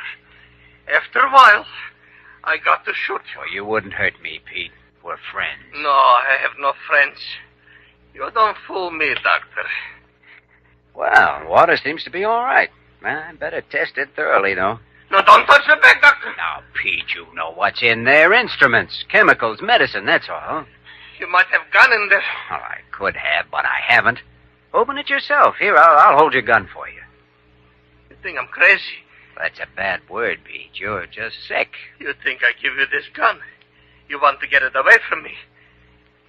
Open bag yourself. I watch you. All right, Pete. Now, you want to hold this glass of water for me? Put that on plate table. All right. Now, watch. I just pour some of this into the water, and if the water isn't pure, it will change color. See, Pete? No change. Well, water's all right after all. What you put in there? Well, just a simple chemical. You put in poison. That's ridiculous, Pete. Here, taste it. Put poison in there? You try fool me, Doctor, but I know all about everything. I know what you... It's only the telephone, Pete. I'll answer it. No. That's them. They're out there. They send you in to trick me. I wanted to come in, Pete, to be on your side. Maybe I can find out what they intend to do out there. You can come over and stand right beside me. Near window? You want to get me near window? No, and you can stand right where you are then. I can't get away. All right. Tell them go away. Tell them go away or I kill you. Hello? Kildare, Captain Daggett. Did you get him under control? Not yet. Where are you calling from? We tapped the phone line. Right out in the street. He let you answer, huh? With difficulty. Any kids in there? Haven't seen any. But there's a wardrobe closet. He got a gun on you? Yes? Isn't there any way you can get the best of him? I tried to administer sedative. Talk louder, Doctor. That him? Yes. He wouldn't take it, huh? Nope. Well, try to find out if there are any kids in that closet, will you? I'll do my best. That's enough, Doctor. I don't like what you're saying. I have to say goodbye now, Daggett. But, Put down that phone.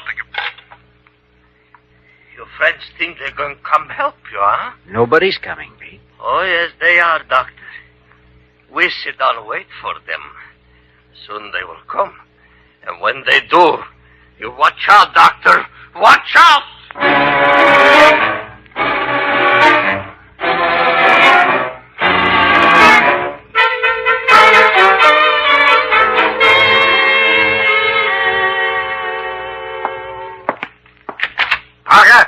Parker! Yeah, Dr. Gillespie. Did you call me? Did I call you? Parker, every hog in Arkansas is liable to be converging on this hospital as a result of my calling you. Now, where's the hospital record on that painter, Pete Kozloff? I told you to get it half an hour ago. It's been right there on your desk for the past 29 minutes. Oh, why didn't you tell me when you brought it in? Because you were in the other office talking to that detective the captain sent to Kozloff. What did he tell you? Why, would you like to hear it again? Huh? You were snooping outside the door listening. I was not listening. I just happened to overhear a few words. The man was an immigrant born in Poland, that's all.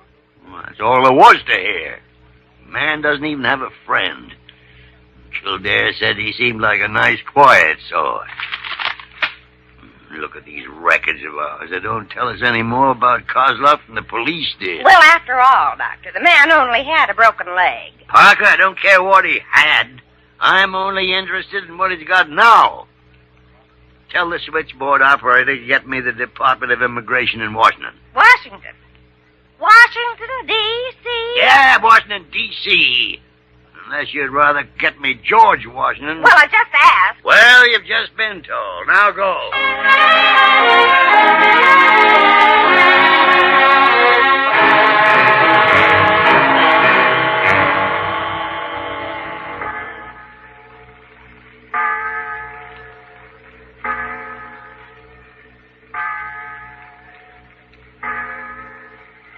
'It's the clock in the insurance tower, Pete.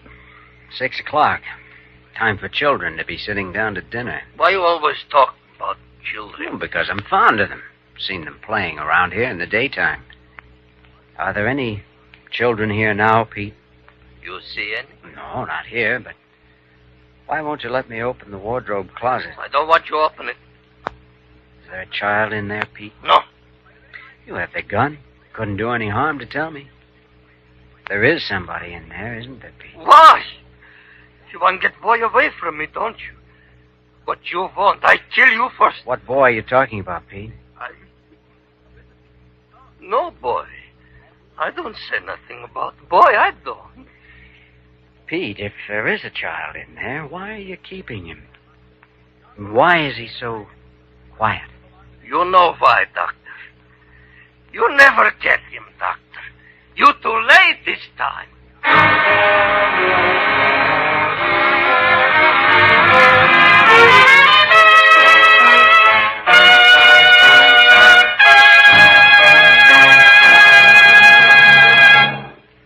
We return to the story of Dr. Kildare in just a moment.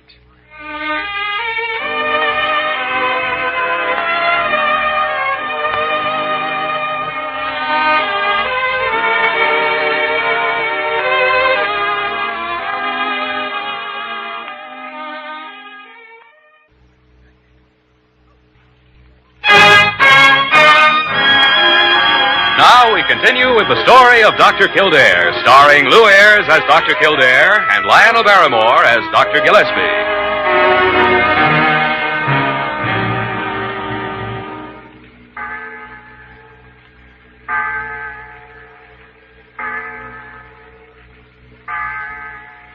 It's 8 o'clock, Pete.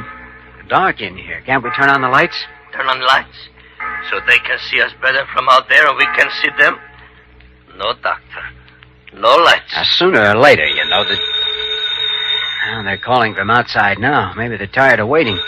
Maybe they'll tell me they're going away. They won't go away. Well, let me answer it and find out. The moon is bright, Doctor. I can see you. I know, Pete. Hello? You still all right, Doc? Yes? There's no report of any missing kids yet. You find out if he's holding any? I'm afraid so. But I haven't heard a sound. You mean he has got a kid in the wardrobe closet? Is the kid alive? I said there was no sound. I don't know if he's alive. Watch what you say, Doctor. Is Kozlov close enough to hear me? Nope. Can you get a light on in there? No, I tried. May I speak to Dr. Gillespie for a moment? I'm sorry, Doc, but he isn't here. He left hours ago. Oh, I see. I'd better hang up now. Yeah. Goodbye, Doc. Try to hold out. I'll try. They're going to go away, Doctor? Yes, Pete, they're going away.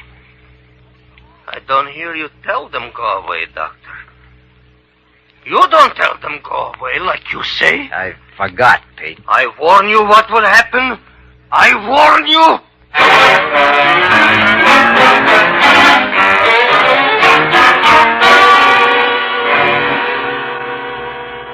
I've already checked with Washington and London, but I must be certain.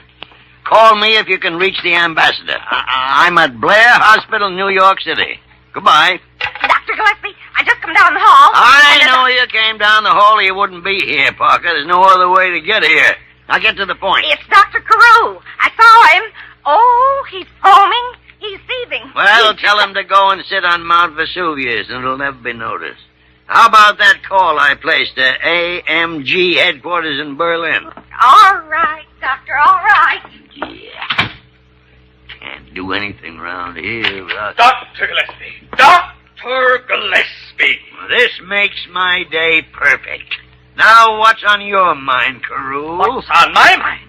What can possibly be on yours? Phone calls, long-distance phone calls. More than $100 worth. All I can tell you is don't let your blood pressure go up with the amount. It's liable to hit 1,000. 1,000? But, Dr. Gillespie, you talked to Washington for hours, and then England. And next, Germany. I can't get away for a vacation, so I'm taking a trip around the world by phone. Dr. Gillespie! For your information, Dr. Carew, Kildare's in a school building with a homicidal maniac. And if he's ever going to get out of there, we need information. But how will I explain the expense of these overseas calls? I'm responsible, Dr. Gillespie. I have to answer to the board. After all, we conduct exchange of medical information with hospitals all over the world by mail. Confound it, Carew!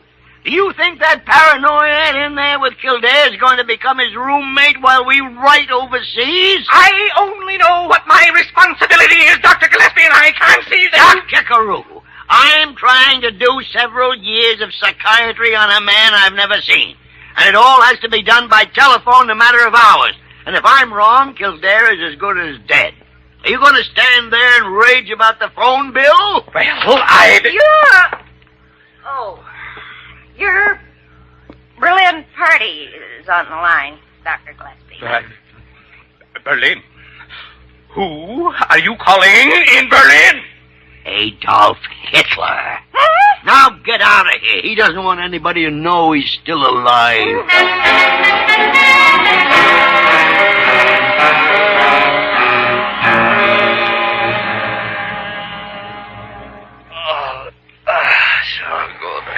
You're getting sleepy, Pete. Why don't you lie down for a while? Why, you don't go to sleep, Doctor. Well, you're the one who's tired, Pete. When I can't stay awake no more, then you kill me and open closet. No, Doctor, you're not gonna fool me. You're not gonna get boy away from me. Tomorrow when other children come back, I keep them all here, too. You never see them again. Telephone, Pete. No. I talk to them, Doctor. This time I talk. Hello? You get to the kid yet, Kildare? No, I don't get it. So, Doctor, your friends out there, they send you get boy, huh? Pete, they only want I to know what they want, Doctor. Next time phone ring, that's when I kill you. Well, if I don't answer it next time, they'll know something's happened to me, Pete. Why, you know you'll need time. You have to find a way to get out of here. Time to get away. I need time. Yes, and you'll have to let me answer. No. You'll have to, Pete. No. If you don't, they'll come for the boy. You won't be able to stop them. I stop them. I stop you, too.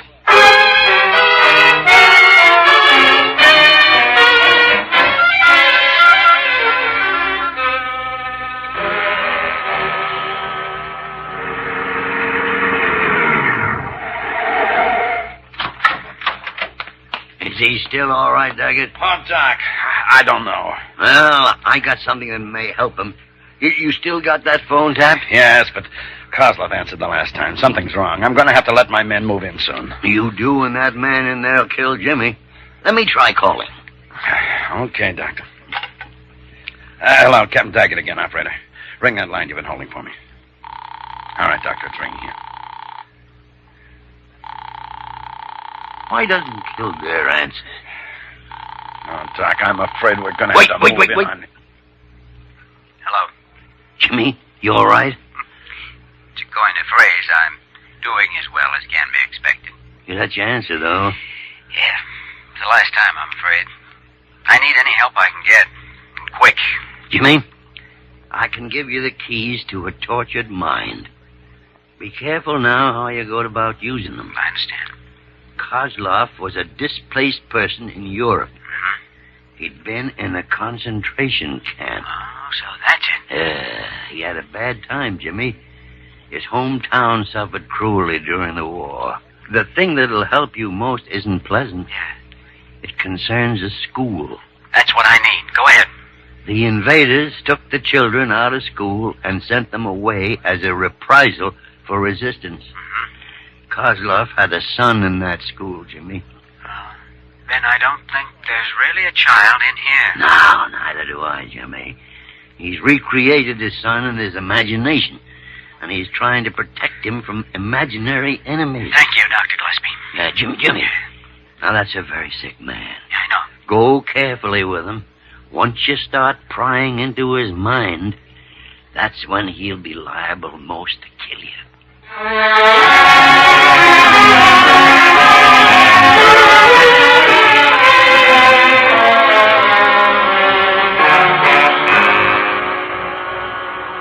Sit down, Pete. I want to talk to you. I give you too much time, Doctor.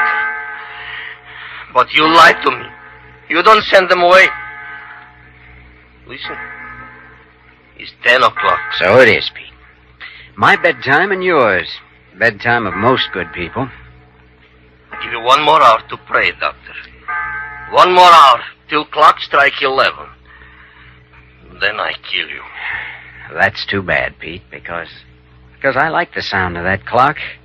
I've listened to it nights at the hospital. Even when I was a kid, I listened to one just like it.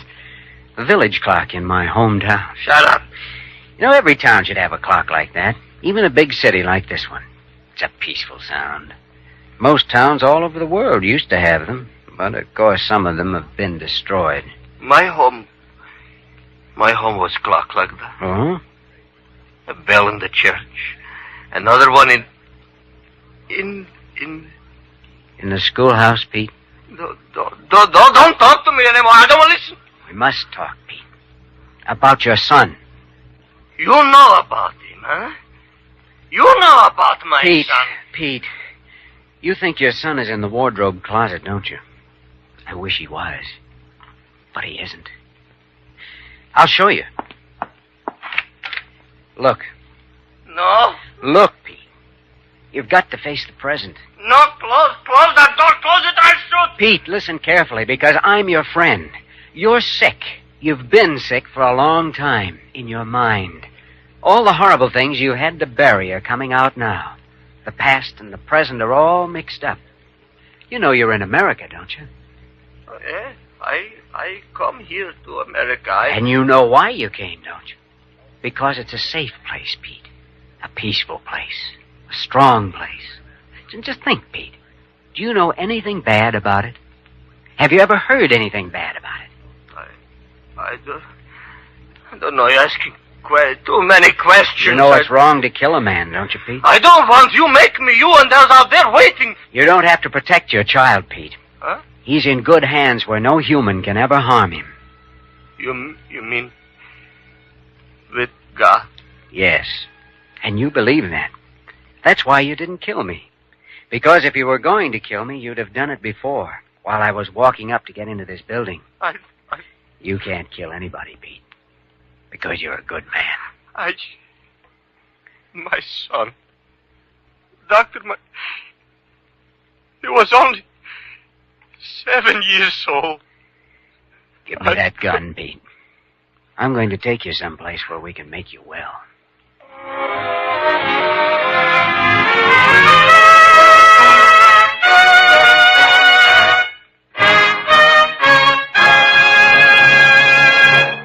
In just a moment, we will return to the story of Dr. Kildare.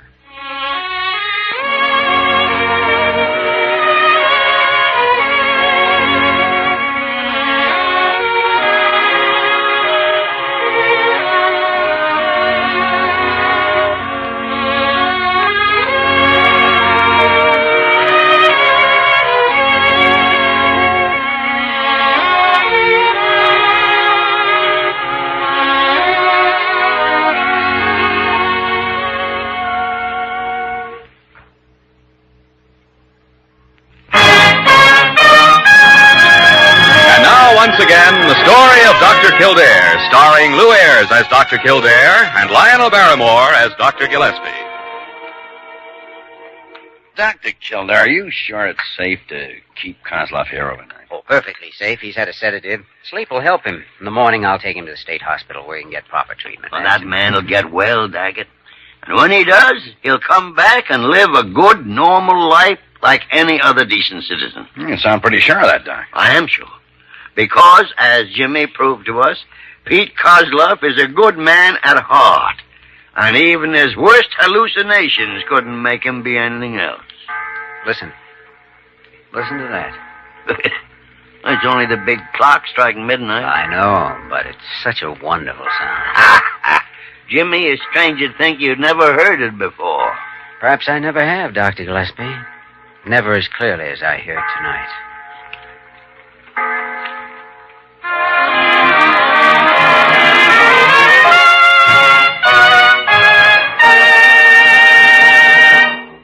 You have just heard the story of Dr. Kildare, starring Lou Ayres and Lionel Barrymore. This program was written by Joel Murcott and directed by Joe Bigelow. Original music was composed and conducted by Walter Schumann. Supporting cast included Virginia Gregg, Ted Osborne, Ted DeCorsia, and Larry Dobkin. Dick Joy speaking. HOJO Radio, where the classics come alive. The story of Dr. Kildare. Whatsoever house I enter, there will I go for the benefit of the sick. And whatsoever things I see or hear concerning the life of men, I will keep silence thereon, counting such things to be held as sacred trust. I will exercise my art so... The story of Dr. Kildare, starring Lou Ayres and Lionel Barrymore.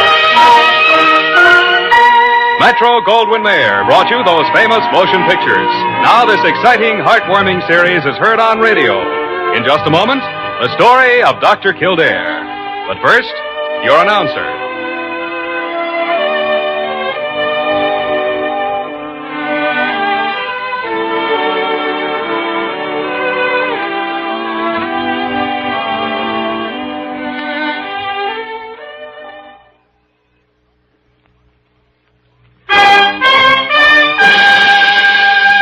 Now, the story of Dr. Kildare, starring Lou Ayres as Dr. Kildare and Lionel Barrymore as Dr. Gillespie. Jimmy, have you been to the children's orthopedic ward lately? No, not in several weeks, I guess. Why? Because it's so overcrowded, we had to turn away 4 youngsters this week. Oh.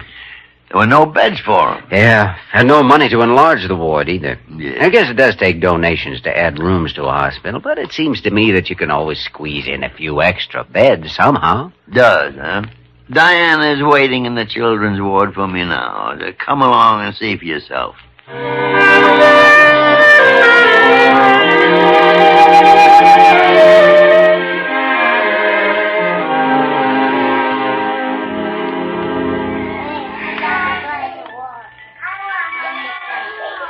Well, Miss Verner, Dr. Kildare seems to think you can squeeze a few extra beds or cots in here somewhere. Well, what do you think now, Jimmy?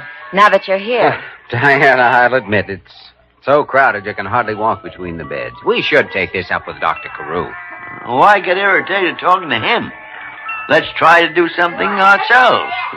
All right, Diana. Now, where are those youngsters you wanted me to see? Over there, Dr. Gillespie. There's Beth, who seems to be improving every day. And little Donnie, who... Well, he just doesn't seem to want to get better. Donnie, probably needs a pep talk, eh, Doctor? He needs something, I guess. Something that's not in the textbooks. All right, Diana, let's see the girls. Certainly, Doctor. Well, Beth, look who's here. Dr. Kildare and Dr. Gillespie. Got a nice big smile for them? I'm getting better, aren't I, Doctor? I can go home soon, too, can't I? I certainly think so, honey. Don't you, Doctor? Oh, let me see you move that arm now, Beth. Well, that a girl. Last week I couldn't lift my arm any higher than this. Uh-huh. And how high do you think you'll be able to lift it next week? Well, Beth, at this rate, you'll be home sooner than anyone expects. He certainly will. And between the two of us, young lady, you're quite a little doll. Oh, Dr. Gillespie, I think you're a doll, too. Come on, Doctor, before we make Diana jealous. Donnie. Donnie, there are some friends of yours here who'd like to talk to you. Why, Donnie, Dr. Gillespie and I came here to help you grow up to be an all-American quarterback. Don't want to be no quarterback. All right, then. All right. We'll make you an ace baseball pitcher. You got the arm for it, you know. Don't want to be a... Poor little guy. Oh, come on now, Donnie. How are Dr. Gillespie and I going to check you over if you bury yourself in your pillow? Go away, Doctor. Please go away. Will you stop crying if Miss Verna reads you a story? Well, then, how about some nice new comic books? I'd like some comics, maybe. I thought so. Diana, how about going down to the magazine stand and getting Donnie some new comics, huh? Why, of course, Doctor. And get the good kind, too. You know, the superheroes, the kind you always get for yourself. Yeah, that's right, Miss Verna. The kind Dr. Kildare always reads over your shoulder. Well, Donnie, we'll have you hitting on all 12 soon. You'll see. Dr. Gillespie, please report to Dr. Carew's office as soon as possible. What the tarnation does Carew want with me now? Well, I wouldn't know, but since he is in his office, if you don't mind, I think I'll just tag along and see if he won't do something about this children's ward.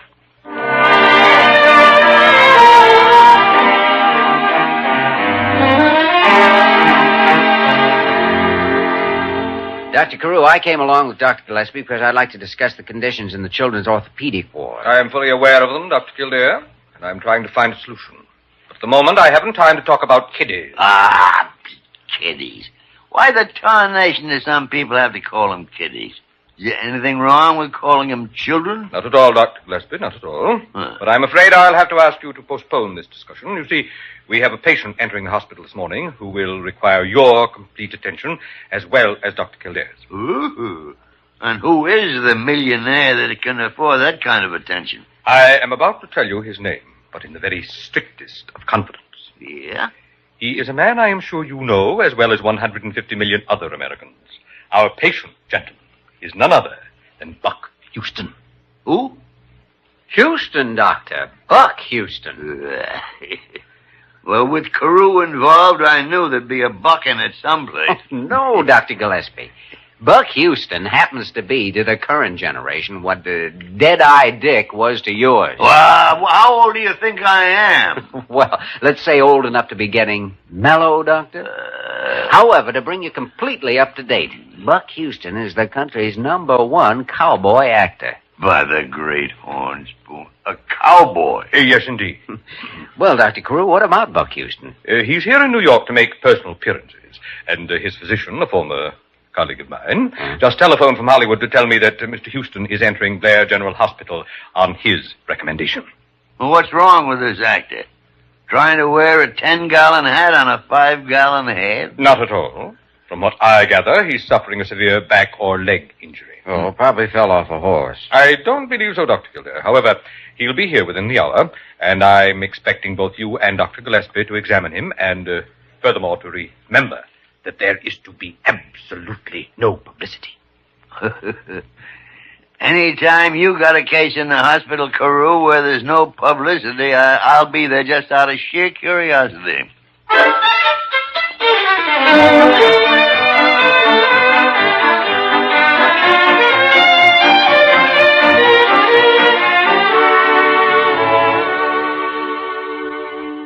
Now, as I understand it, Mr. Houston... Now, wait just a minute there, you young sawbones. I ain't Mr. Houston to nobody. I'm just plain Buck. All right, then. Buck, now the pain you're complaining of seems to go from the sacroiliac joint in your back running down here into your thigh and all along your leg? Yeah, ouch! Yeah, it goes just about that way. Mm-hmm. Well, Dr. Gillespie? Well... this away or that away or any way you're figuring it out, it seems to be sciatic neuritis. Sciatic? What did you call that again, Doc? I didn't quite get that eared down. Sciatic neuritis, Buck. It's an irritation of the sciatic nerve brought about by, well, something we will now have to determine. Did you have a fall from your horse? From good old Storm Cloud? No, sirree. Why, Storm Cloud's the greatest partner a man ever had. Compadres, man and boy. Ever since he is a colt, me and Storm Cloud has been just like that. Uh-huh. Well, then, have you any idea what might have caused it? No, I ain't. But I'm telling you, this hurts so bad I'm about to throw a rubber-tail hissy fit. I don't even know whether I'm going to be able to ride in my show, and that would sure disappoint a heap of kiddies. Kiddies? Why, Doc, now don't tell old Buck that you don't like young'un. I just don't like anyone calling young-uns kiddies. Miss Werner, would you take the blankets off, Mr. Houston? Certainly, Doctor. What you up to, Doc? Oh, just a few preliminary tests, Buck. Shouldn't bother you at all. He hopes. How's that?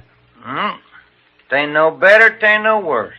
Yeah, no diminution of the ankle reflexes. Try the Lesage test, Doctor. Good idea.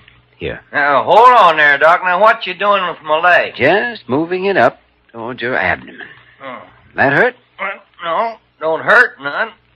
sure ain't comfortable, neither. Diana, will you call X-ray and arrange for a series of plates on Mr. Houston? Yes, Doctor. Complete set on the lower back, especially sacroiliac. Yeah, and while you're at it, nurse, have 'em run a Pantapac myelogram for lesions. Well, goodness, Doc, that there sounds real serious. You know us old sawbones. Try to make everything sound serious. What we want to do, Buck, is not only relieve you of this pain, but stop your condition from becoming any more serious so you can get to your show. That's right. We wouldn't want you to disappoint them there kiddies.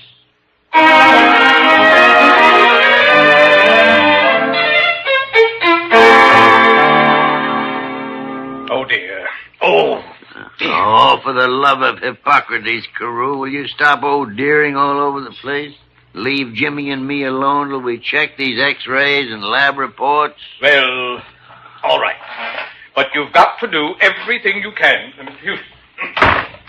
Well, what do you make of the X-rays, Dr. Gillespie? Detect any tumors, any indications of arthritis? No herniated discs either, judging from the plate. And still he exhibits positive symptoms of sciatic neuritis, except, of course, there was no Lasag's sign. And the ankle reaction was negative. Mm-hmm. Did you notice his eyes? Eyes? No, why? Well, they're old, Jimmy. Old and bored and tired. Well, he gave his age as 38. Certainly you don't call 38 old. Well, Jack Benny says he's 39. No, sir, I'm afraid Houston's reported age misses the truth by close to 20 years. A young man, I'm old enough to know. Oh, yes. Dead-eye Dick, no doubt. Old or not, I think that Houston's sciatica, as painful as it may be, is all in his mind. Psychosomatic. Great gilded glory, Jimmy. Is it psychosomatic when a man's middle-aged and worn out from those blasted kiddies he keeps talking about? I don't know about that, but either way, we've got to question him. If we can coax the truth out of him, we'll soon find out who's right. Well, before we question Buck Houston too much, my professional advice is you rope him to the bed with your stethoscope while I ride to get the posse at Eagle Pass.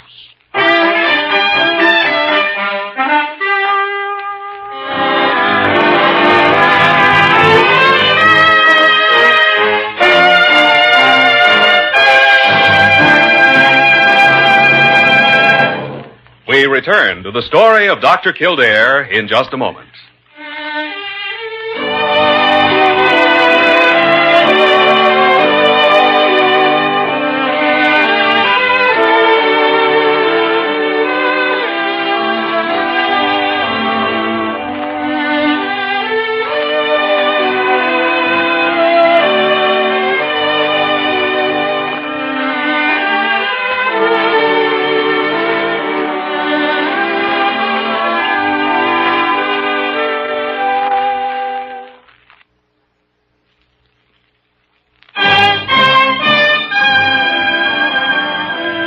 Continue with the story of Dr. Kildare, starring Lou Ayres as Dr. Kildare and Lionel Barrymore as Dr. Gillespie. Well, the two old sawbones, come on in. Afternoon there, howdy, partner.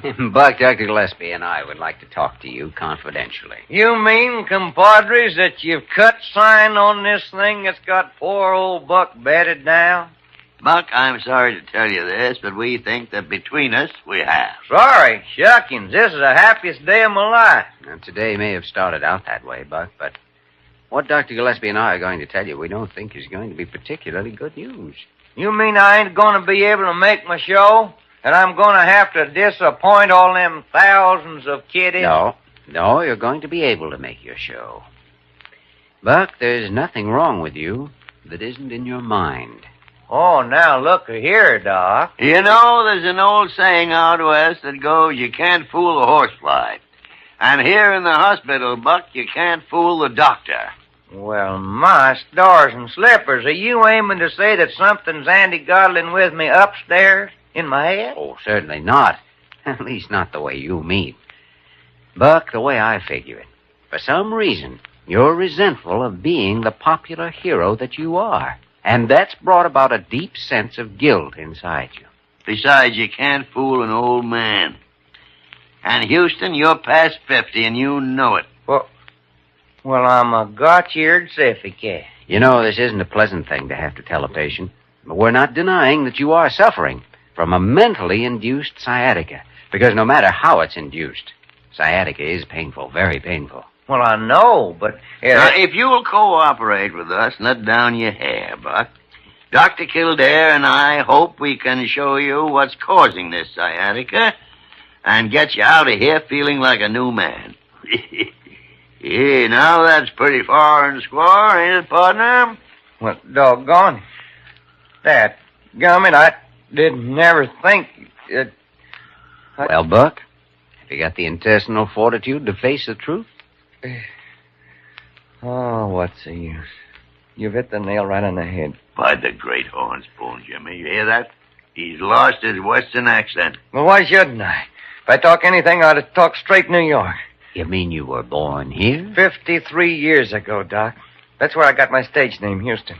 But Houston's a famous Texas name, Sam Houston. Sure, but it's also a famous Lower East Side name, the street where I was born. Except here in New York, you pronounce it Houston. Well, you fooled me. That's the trouble, Doctor. I fooled everybody too long. Oh, what do you mean, fooled? Oh, it was all right when I first hit it lucky as a movie cowboy and a few kids would stare at me, but so help me, afterwards it grew to be thousands of youngsters following me around. Overnight there came to be millions. And then they wouldn't go to sleep without Buck Houston pillows and Buck Houston blankets, and they wouldn't eat unless it was out of a Buck Houston plate or a Buck Houston cup. Well, Doctor, that's the guilt complex, isn't it? Maybe. But we've still got to find out what made him give in to this defensive sciatica. I think it could be weariness. Weariness? Yeah. Have you ever made 20 personal appearances in one day? Have you any idea what it means to pick up 40 and 50-pound youngsters and haul them up on top of your horse so they can have their pictures taken when you're hardly able to lift your arms after 10 hours of it? No, but we're starting to get a good idea. What else, Buck? What else? Isn't it enough knowing that you're a worn-out man who has to have a double to do everything but mount a horse? And these kids thinking you're some sort of a... I guess that pretty well fills in the picture, eh, Doctor? His subconscious supplied the sciatica so he couldn't be forced to appear before the public in person. Mind's a strange thing, Buck. And you shouldn't feel too bad about giving in the way you have. Why, after a few days' rest here, now that the real facts have come out, you'll be able to ride around town carrying 5 youngsters on your back. Oh, no, not me, Doc. No, not me. Don't you see? I'm through. Now that the truth's out, and I know it's the truth, I can't go on fooling him anymore. I just can't. Now, look, Buck, we'll give you some sedatives, 3 days of rest, a tonic to build you up. Will you just go away now? Go away. Go on away. You found out what you wanted to know, didn't you? Go on. Leave me alone. Buck Houston's all through. Oh, but look here, Buck. Come on, Jimmy. Come on, Jimmy. After 30 years of holding it all in, 2-hour cry isn't going to do Buck a bit of harm.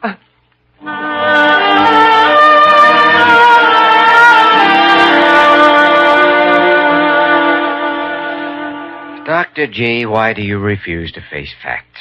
Between us, we made Houston face facts, and now he wants to throw his whole life away. Quit. Well, why shouldn't he quit? He's tired. He's old. I know, but I'm tired. You're aging, but are we quitting? Oh, tarnation, Jimmy. Why should Buck go on? He can afford to retire. Best thing that could happen. Well, Doctor, maybe retirement seems more attractive to a man of your years, your mellow years. But for me and for Buck Houston, there's still a lot left in life, and whether you will help or not, I'm going to try to make him realize it. For his own sake and the kiddies.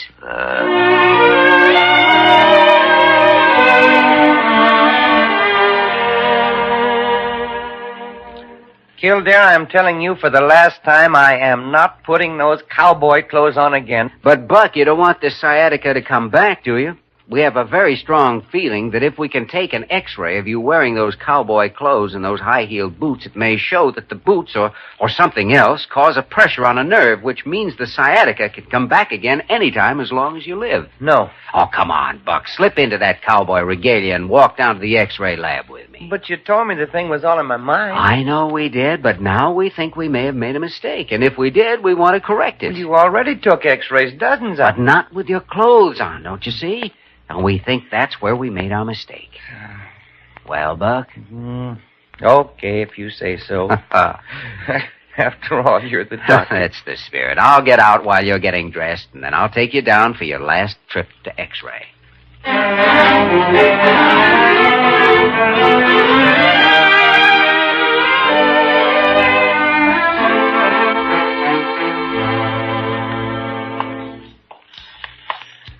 Is this the way I went to X-ray before? Seems to me it was on the other side of the building. No, we have another X-ray room in this wing. Oh, I see. Oh, here comes Dr. Gillespie. Yes, I see, Buck. All right, now let's go through this door. Wait a minute. Buck, where are you going all togged out in that outfit? Oh, in the X-ray room here. X-ray? What, the X-ray room's way in the It's other... right through this door. Come on, Buck. See you later, Dr. Gillespie. Right, nation. I don't know what you're up to, Jimmy, but I'm coming along. Hey, Doc, this isn't an X-ray. This place is full of youngsters. X-ray, well, maybe it is, Jimmy. I can see clean through you right now. Children, will you quiet down, please, because Dr. Gillespie and I have a surprise for you. Now, see who we brought to visit? Well, I'll be blamed. I know him. You see, Dr. Gillespie, there isn't a child in America who doesn't know him by sight. Well, howdy there, partner. Howdy. Mr. Houston, will you come over here so I can touch you? Well, now, you look here, Sugarfoot. I ain't Mr. Houston to nobody. I'm just plain Buck. You wait just a second, Beth. You see, Buck came up here especially to see Donnie. Come on, Buck. Doctor? Now what? Donnie? Donnie, we brought someone here who wants to meet you. You can't fool me. Nobody wants to meet me. What? Why, what is that? Why, I come all the way from my ranch here to New York just to meet the littlest big man I ever heard about. What's his name, Doc? Donnie O'Brien. All the way to New York to meet Donnie O'Brien. Jiminy Christmas. It's really Buck. Buck Houston. Well, howdy, partner. Put her there. Golly. Gosh. Come on up here, son. Old Buck wants to get a good look at you. Easy does now. There we are. Well, what do you think, Buck? Hasn't Donnie got the makings of a real He-Man cowpuncher? Why, I ain't never seen a better one. And by darn, if his folks will let me, I'd like to sign him up to a lifetime contract right now. Wrangling horses and punching cattle on my ranch. Gee willikers, Buck. Do you mean it? Tell him he's got to get well first. What's the matter, Buck? I bet you don't mean it.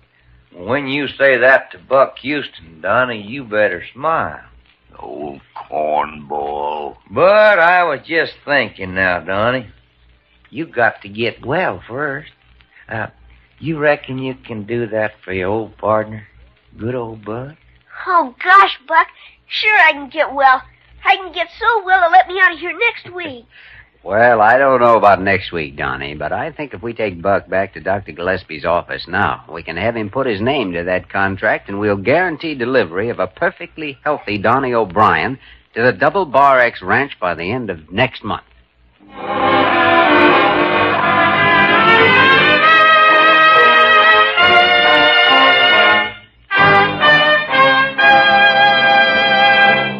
In just a moment, we will return to the story of Dr. Kildare. And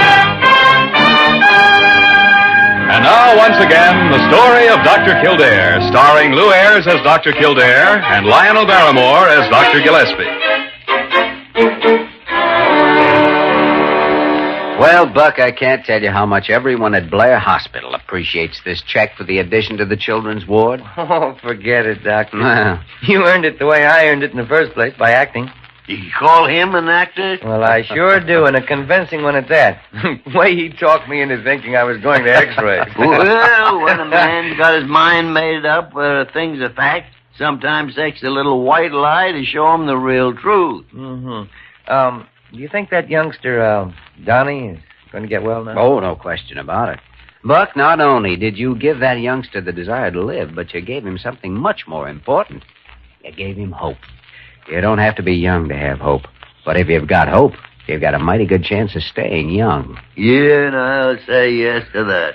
Well, goodbye, Buck. And, don't forget those seats you promised us for your show. Oh, why, compadres, the last man that accused Buck Houston of forgetting a friend's buried now.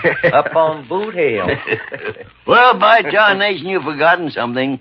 And I'm not signing your discharge from this hospital till I get it. Till you get it?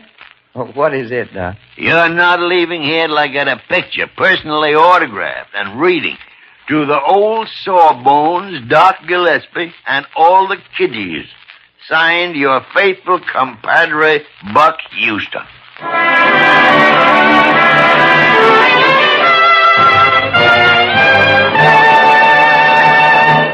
You have just heard the story of Dr. Kildare, starring Lou Ayres and Lionel Barrymore. This program was written by Paul Franklin and directed by Joe Bigelow. Original music was composed and conducted by Walter Schumann.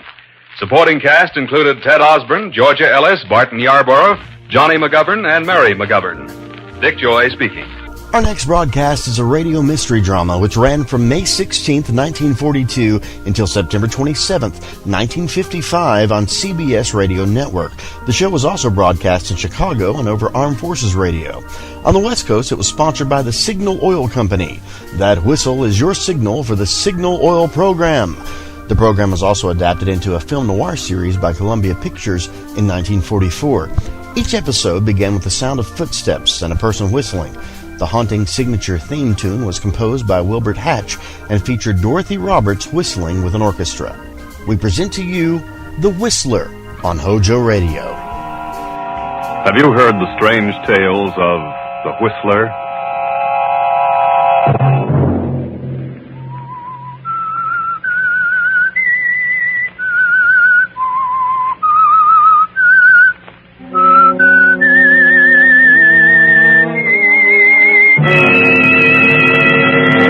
I'm the Whistler. She wants me to leave, wants me out of the way. Sure, so she can have everything for herself. Well, I ain't gonna let her. I'll kill her first.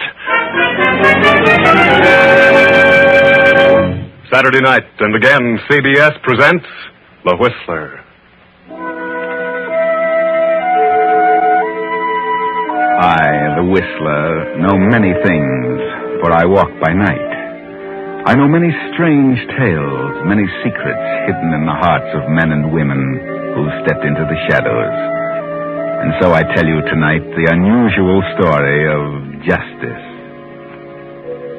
Elderly John Henderson, a well-to-do farmer in the Middle West, a widower with a son of 18, has recently married a young woman named Martha, a girl from the city.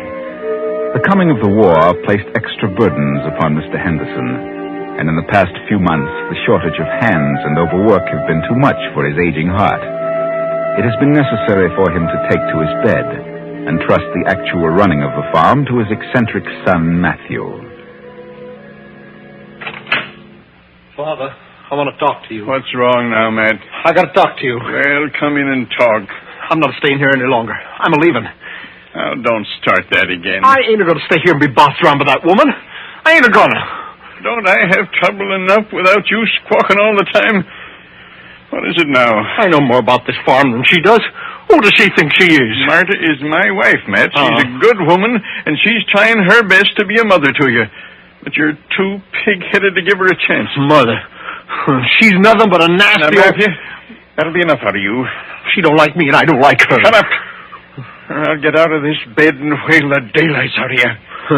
Maybe she's got you, Buffalo, but I know she's here for no good. Did you hear me? Oh, she's making a fool out of you. Do this, do that, do this. I hate her. You better shut up, Matthew. Oh, she's a devil, a scheming devil. You lazy, good-for-nothing brat. Get out of here. I'm not lazy. She's been telling you that. She hasn't said a word that isn't the truth. She wants me to leave. Wants me out of the way. Sure, so she can have everything for herself. Well, I ain't gonna let her. I'll kill her first. You what? Nothing. Get out of this room, you little fool. Get out. get out of this house. I won't. That's just what she wants. She wants me out, so you can leave everything to her, so you'll change your will. I'll change my will. I'll change it first thing in the morning. To think that I should have such an idiot for a son. What on earth is going on in here? What's all the shouting about? None of your business. Matt, what's wrong with you? You ought to know. How do you feel, John? I was all right, Martha, till this crazy whippersnapper come in here. You better leave the room, Matt. You know better than to excite your father. You know he has high blood pressure. Yeah. I can't seem to remember that, but I notice you do. All right, I'll go. I wish I could understand that boy. He's certainly a problem. Oh, forget about it, John. He's very young. Oh, I can't understand why he dislikes you so much, Martha. He's determined that no one will take his mother's place. I've done everything to win him over. I suppose it's because I'm so much younger than his mother would have been. If I could just gain his confidence. Yes, Martha, that's the problem. He's really a good boy, but he's made up his mind to dislike me. I know. He thinks I'm driving him.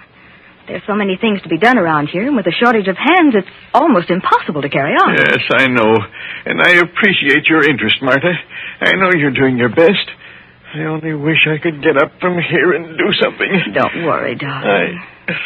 I got this letter this morning from Henry Jacobs. He was with me for 10 years. He was wounded in action, and he'll be released from the hospital in San Francisco in a week. Says he's coming back here. Back here to work? I don't know. I hope so. We could certainly use him. Oh, John, that would be wonderful. He's been discharged, but I've no idea what condition he's in. But he's welcome any time. Whatever his condition, he can do something. You better try to rest now. Matthew has upset you terribly. Yeah.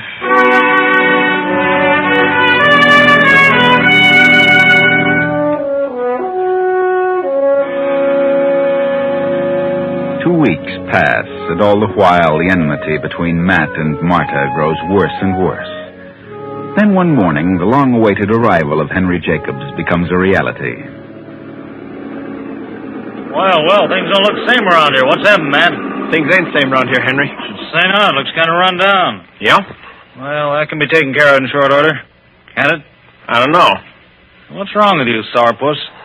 You'll find out. You just wait. Well, let's get out of this jalopy. How many hands you have now, Matt? Just me. Just you? Well, no wonder things are run down. What do you mean by that?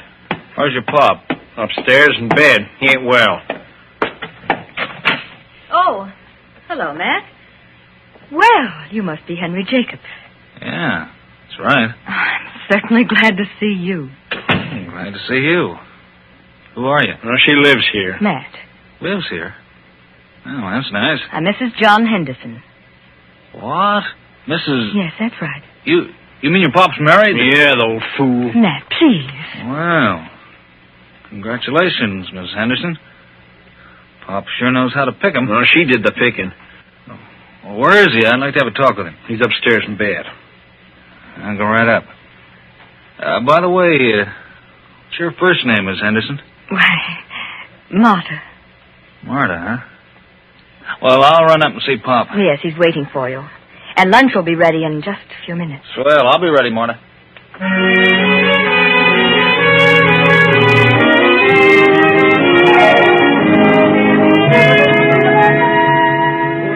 Well, Henry, you're certainly a sight for sore eyes. I'm glad you're back safe, and I want you to know that I'm proud of you. Thanks. How do you feel? Were you hurt bad? No, not too bad. I can still do things. I have to go back in a year or so if it's still going on. In the meantime, I plan to stay here. Good. From the looks of things, you sure need someone. I certainly do. Oh, you met Martha, of course. Yeah, nice woman. What's wrong with Matthew? You don't seem to like her. I don't know, Henry.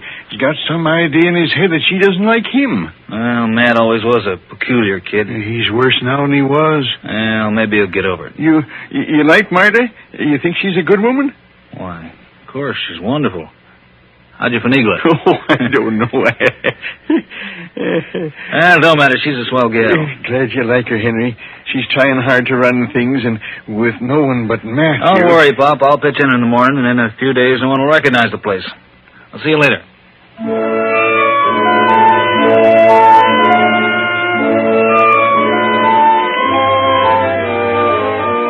And so Henry pitches in.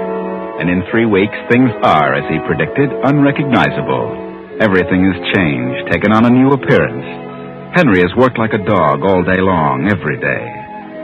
At the edge of the field, by the stream, Henry pauses for lunch. A lunch brought to him every noon by Marta. More chicken, Henry? No, couldn't eat another bite, Marta. I fried it just for you. Yeah? I couldn't. I'm full up to here. You're a sissy. Well, maybe so, but I just can't eat anymore. When do you think you'll be going back? Back where? Why, back to the army. Oh, I don't know. Haven't the slightest idea if they'll want me. Really? Would you miss me? Why, yes, of course. We miss you very much. You've meant a great deal to us. Who's us? John and me. I see. You know something? When I came here, I was counting the days until I could get back into action. But for some reason, I'd like to stay here a while longer. Wonder what that reason is. What do you think it is, Henry? Well, I have an idea. Yes? I think it's because of you, Marta. Me? But... Yeah, you. But that's ridiculous. Yeah, I know it is. Well, that's the way it is. Henry, look at me. Do you love me? Is that what you're trying to say? Well, I don't know just what I'm trying to say, but... Well, I'm just a little punch drunk. Why don't you tell me? But you're married, Marta. Married to John. You want to say it. Why don't you? All right. Yes, I do. I do love you. Henry. Now, I better get back to that tractor. Got a lot of work to do. Henry. Kiss me. Huh? Now, you better get back to your tractor.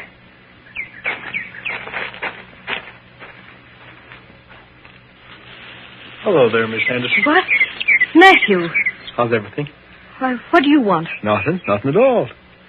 Just wondering how Father'll take it when I tell him what I just saw. And what did you see? You and Henry kissing. I wonder how Father's going to like that. He wouldn't like it, Matthew. It would upset him terribly. That's just what I figure. You wouldn't dare. Why'd you do it? Because Henry's a good man. He's worked hard. There's no harm in kissing him. Well, maybe Father'll see it differently. I think I'll tell him right now. Matthew, wait. Huh? Wait for what? I want to talk to you. All right, talk. You mustn't tell your father. Well, he wouldn't be able to... Able to take the shocks, that is? Please don't say anything about it. Then you clear out of here by tomorrow, or I'll tell him. You're a devil. You made a fool out of Father, now you're starting on Henry. You clear out of here and I'll say nothing. Matthew, listen. No, you get out, or I'll spill the whole thing.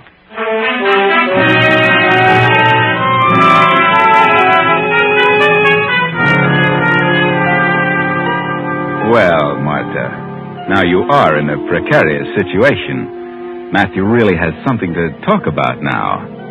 And he means what he says. Better think fast, Marta. What are you going to do? Henry? Yeah, Marta? What are you doing here? I've got to talk to you. Sure, but what? What's upset you? It's Matthew. What's he done? Henry, he saw us. Saw us? So what? He was standing in the bushes behind us. He saw us, and he heard every word we said. How do you know? The second you walked away, he stepped out. He saw you kiss me. Oh, what about it? No harm in that, is there? Well, for some reason, he's never liked me, Henry.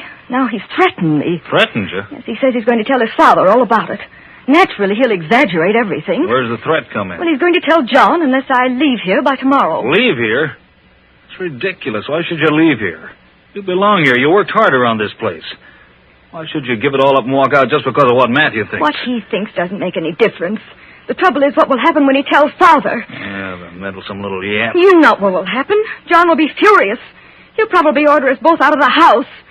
Think so? Well, of course he will. He'll believe everything Matthew tells him.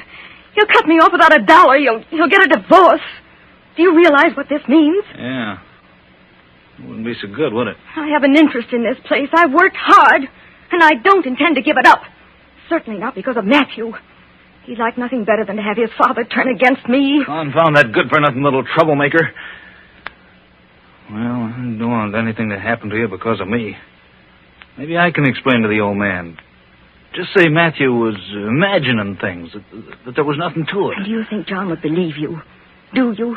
Probably not. It's a shame the old man has to have such a half-baked son. Yes, but there's nothing to be done about that. Well, in this condition, the old boy's liable to depart any day. He's pretty bad off. Yes. Yeah. As it stands, half the property will go to you and half to Matthew. That's right. But if Matthew stirs up trouble, you'll get nothing. Matthew will get it all. Yes. That wouldn't be fair, Henry. Wouldn't be right. What can be done about it? Well, I don't know right now, but something can be done. I'll tell you what. You have a talk with Matthew. Tell him he's mistaken. Try to talk him out of telling John. If that don't work, then tell him that... Well, tell him you'll do as he says, that you'll leave as soon as possible. I'll try, Henry. In the meantime, some way will turn up to work out of this. You understand? Yes, Henry. I understand. Here he comes now.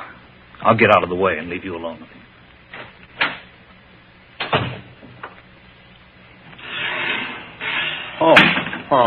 Hello there. Matthew, have you said anything to your father yet? Father? What about? You know. About me and Henry. Oh, that. No, but I'm a-gonna in a little bit. Please don't, Matt. Think it over. You misunderstood everything. It isn't the way you think. Oh, no, you can't pull any of your tricks on me. I'm not pulling any tricks, Matthew. You're mistaken about everything. Oh, please don't tell him. You've upset him enough. You're constantly at him about something. Am I? Yes. Anyone would think you had no regard whatever for his health, that you didn't care whether he lives or not. That's so. And if you tell him this, it may kill him. Yeah? Well, I'm going to tell him just the same. All right, Matthew, you win. Huh. You don't need to tell him. I'll leave. When? Just as soon as possible. When is that? A couple of days. I just can't walk out in a few minutes. Okay. Okay, I'll give you 3 days. That's next Saturday night.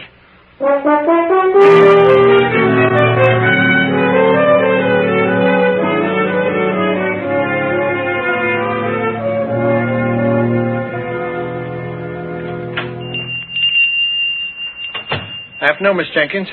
How are you, Matthew? Well, What can I do for you today? Well, let's see. Got a list of things here someplace. Oh, yeah, here it is. I want some spirits of camphor and some tincture arnica and some... Here, just a minute. Give me that list and I'll get the articles. Oh. You have me making 20 trips all over this whole drugstore. Okay. Camphor. Arnica. There we are. Quinine. Toothpaste. And your father's prescription refilled. Well, you'll have to wait a few minutes for that, Matthew. Oh, yeah, sure. And, what's this? Arsenic. Yeah. What's that for? Well, for rats. Rat poison. Well, I'll just give you a package of rat poison ready prepared. That's all right. Guess. There you are. Here. You'll have to sign this register for the rat poison. Huh? On this line. Yeah, sure. There you are. I'll have the prescription ready for you in a couple of minutes. Just take it easy, Matthew. Yeah, sure.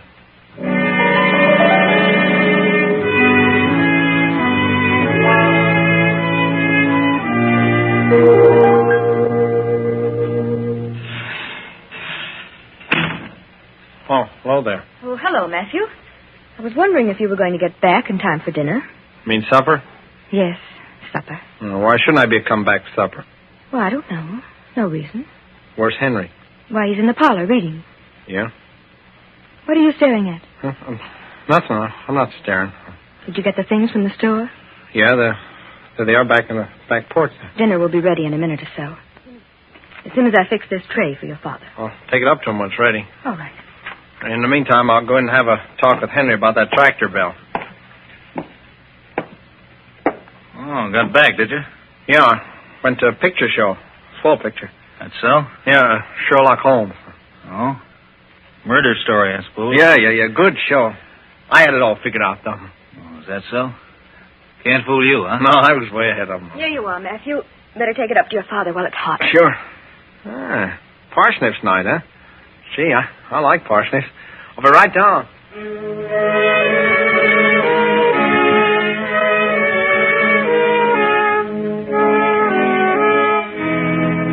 All through the meal, Matthew and Henry and Marta say little, but each out of the corner of his eye constantly watches the others.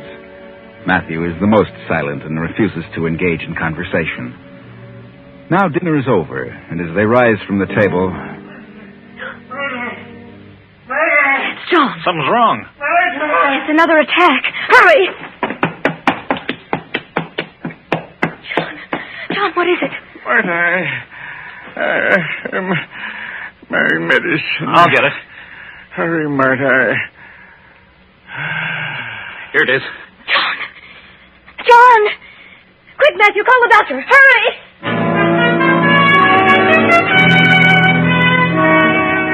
Yes, Matthew, call the doctor.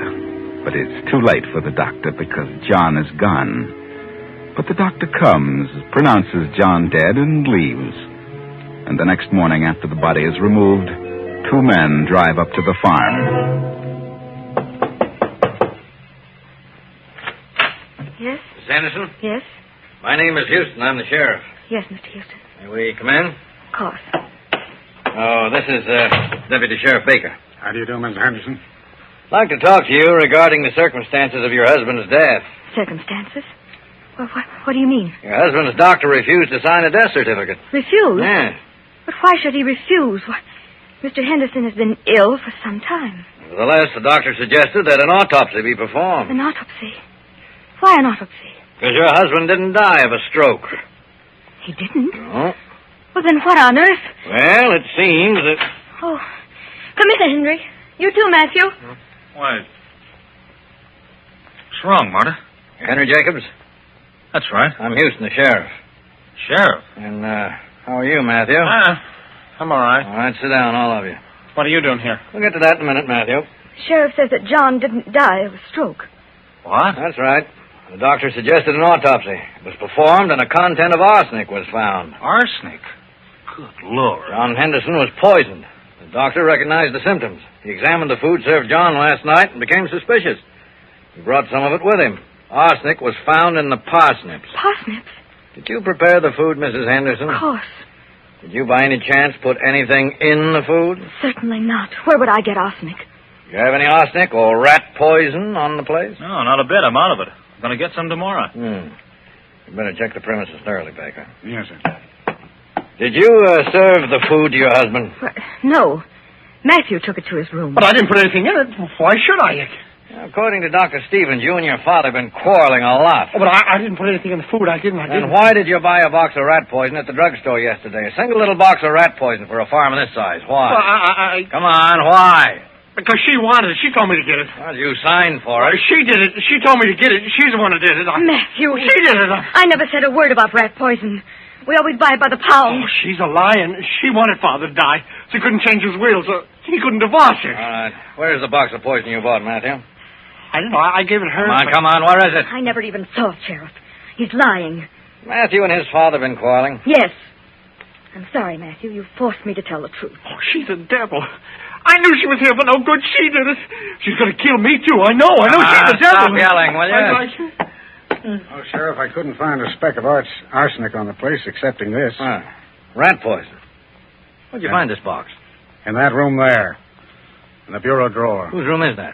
It's Matthew's room. I didn't put it there. She did. She put it there. He didn't know such a thing. Oh, you're all against me. You all want to get rid of me. I know. All right. Come on, Matthew. You're a bit too hot under the collar. We'll take you where you can cool off for a while.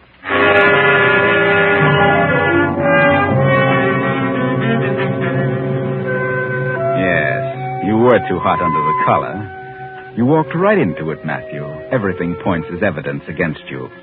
You shouldn't have bought that little package of rat poison for so large a farm. You should have known better than that. But you did, and now you're trapped. Yes, the trial is over. Matthew has been convicted and sentenced to life. Several months have passed, and Marta and Henry are still running the farm. Marta has inherited all the property, even Matthew's share. And, too, Marta and Henry are now married. Enjoy your dinner, Henry?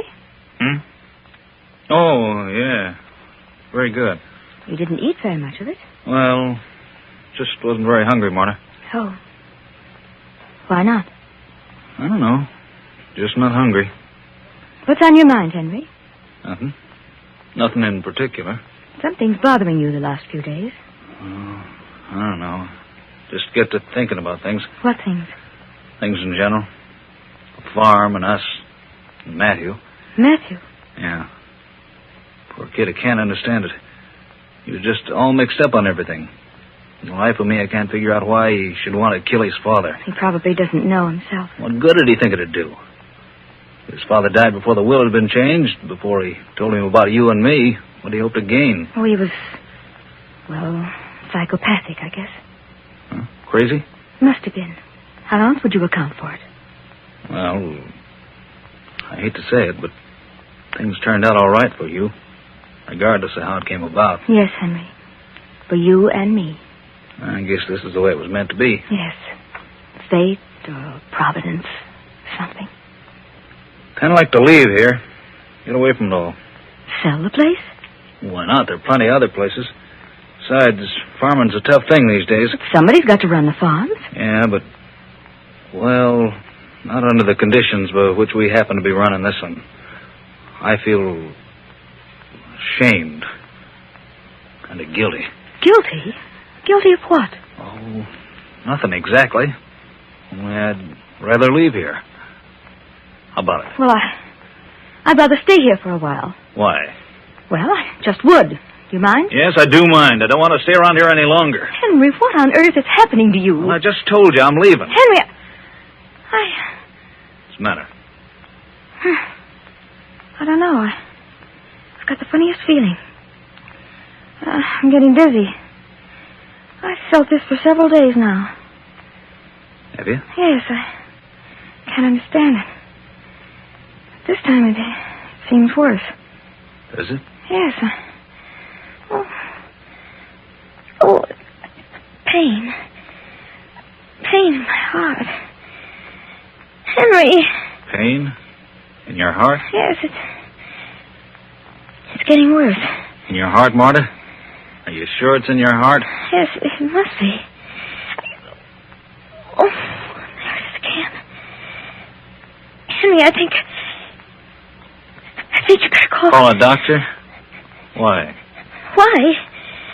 Good heavens, Henry, what do you mean? I don't think it's your heart, Marta. What? No, I think it's your stomach. Henry, what do you mean? And I don't think a doctor can help you. Not now. Henry, what have you done? Henry! What do you think? You fool, you crazy fool.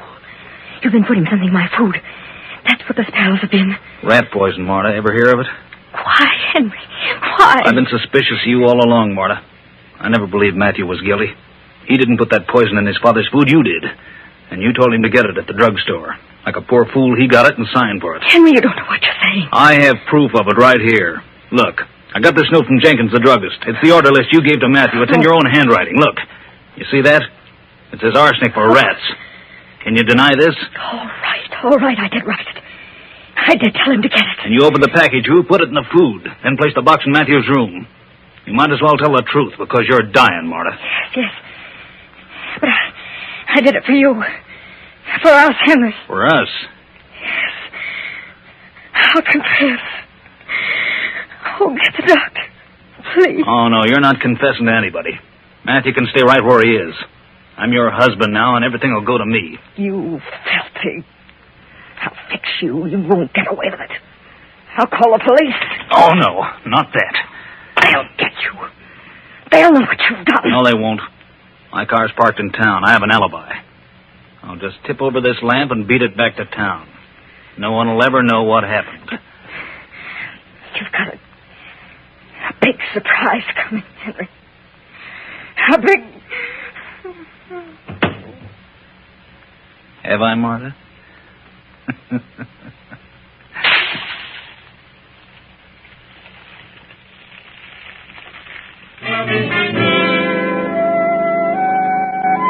Everything is yours now.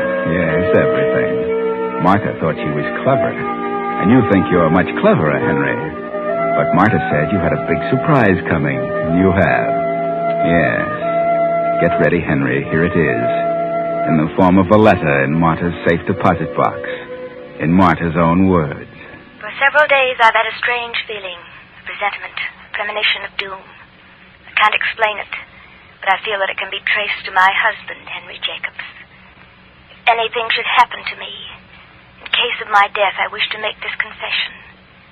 Matthew Henderson did not poison his father. I did tell him to buy the rat poison. I did it purposely. I put it in the food, and I placed the open container in Matthew's room. This will vindicate Matthew, restore his freedom, and return to him all the property of his father, which is now held in my name. Marta Henderson. Well, Henry, that is the big surprise. And by reason of the tone of Marta's letter, you still have another one coming. Yes, that will be when they examine Marta's body and find the traces of arsenic. Too bad, Henry. Too bad.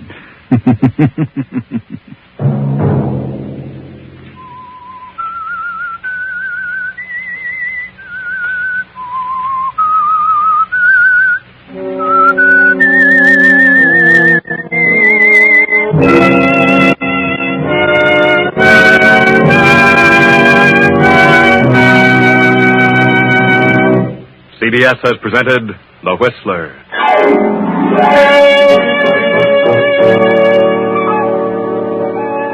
Original music for this production was composed and conducted by Wilbur Hatch.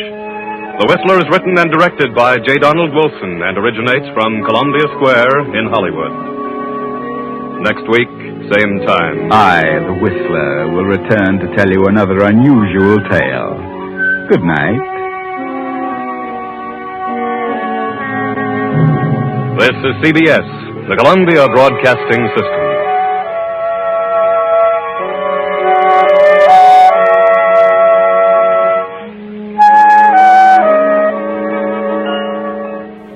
Stay tuned to HOJO Radio. Have you heard the strange tales of the Whistler?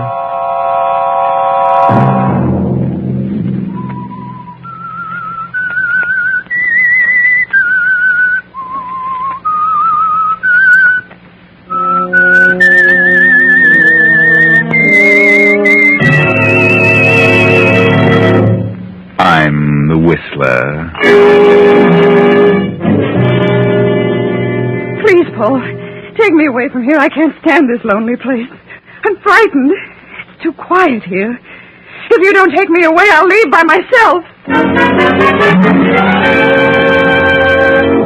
Saturday night, and again, CBS presents The Whistler.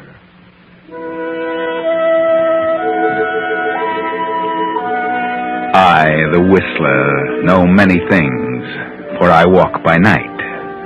I know many strange tales, many secrets hidden in the hearts of men and women who've stepped into the shadows. And so I tell you tonight the amazing story of House of Fear.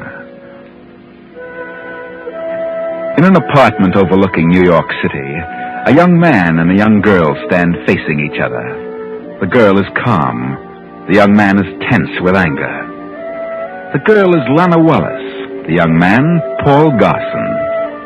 Silence reigns for a few seconds. Then... What? What did you say, Lana? I said I was going to be married, Paul. Married? Yes, married. But, Lana, you don't know what you're saying. You're out of your mind. No, Paul, I'm quite sane. I thought you were in love with me. That we were going to be married. In all the months I've known you, you've never said a word about marriage until now. You knew I was madly in love with you? Yes, Paul, but there was nothing about marriage. Oh, please, Lana, please listen to me. You don't know what you're doing. You'll never be happy with anyone else. Now, please think it over. Please wait until you're sure. I am sure, Paul. I've made up my mind. Oh, what's the matter with me? Well, nothing's the matter with you. Oh, no? There must be something. Nothing. Oh, then why change your mind so suddenly? There's nothing sudden about it. I've known the man I'm going to marry for some time. Some time? You mean a few days, I suppose. It doesn't matter. It does to me. Who is this man? It doesn't matter. How does it happen you never told me about him? I didn't think it was necessary. Oh, I see. Playing both ends against the middle, eh? You'd better go, Paul. Do you love him? I said you'd better go. Do you love this man, or is it just a matter of... Will you leave? Is it money you're after? Is he some old duck ready to kick off? Please, you're talking nonsense. Who is he? If you insist on knowing, his name is Gregory Hellman. Gregory Hellman? Yes. And who's Gregory Hellman? He's a manufacturer. Oh, some old duck you're taking for a ride. At least he's not as young and stupid as you are. All right. Go ahead and marry him. But I'll tell you this. You'll be bored with him from the day you marry him. That's my business. Oh, what a sap I've been. All this while. What a stupid nitwit. Goodbye, Paul. Yeah. That's the way it goes, I suppose.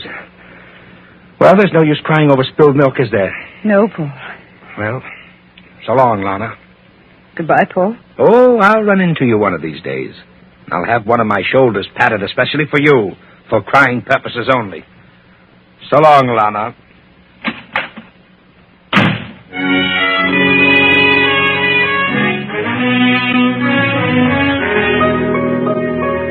Nevertheless, Lana had a mind of her own. A few weeks later, found her married to elderly Gregory Hellman. Now they're on a train, following the ceremony, on their honeymoon. Well, my dear, are you happy? Oh, of course I am, Gregory. I've never been so happy in my life. You seem a bit solemn. Do I? Yes, you've been staring vacantly out the window for half an hour. What are you thinking about? Nothing. Nothing in particular. Are you wondering if you've done the right thing? Oh, no, Gregory, certainly not. I'm really very happy.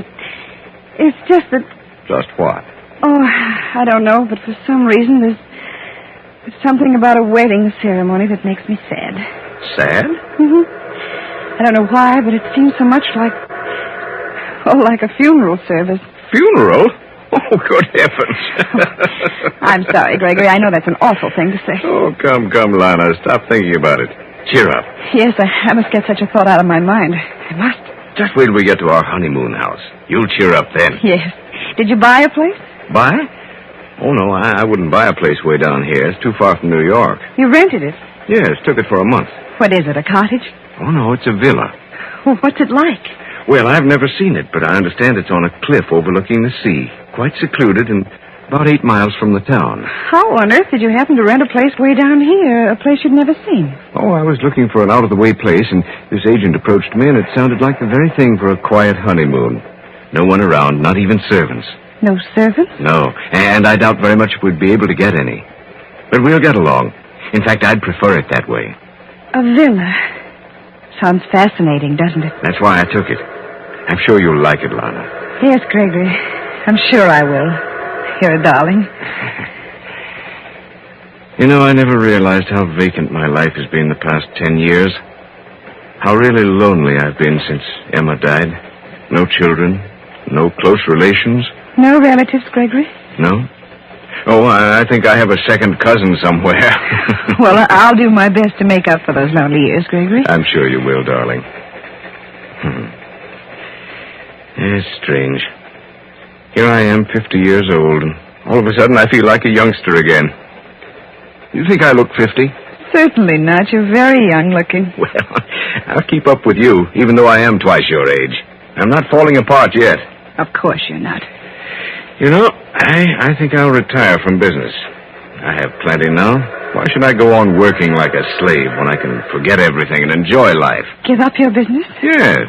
We'll find some nice restful spot somewhere and take it easy from now on. What say? Yes, Gregory. I'd like that. Just the two of us. All right, darling. It's a deal.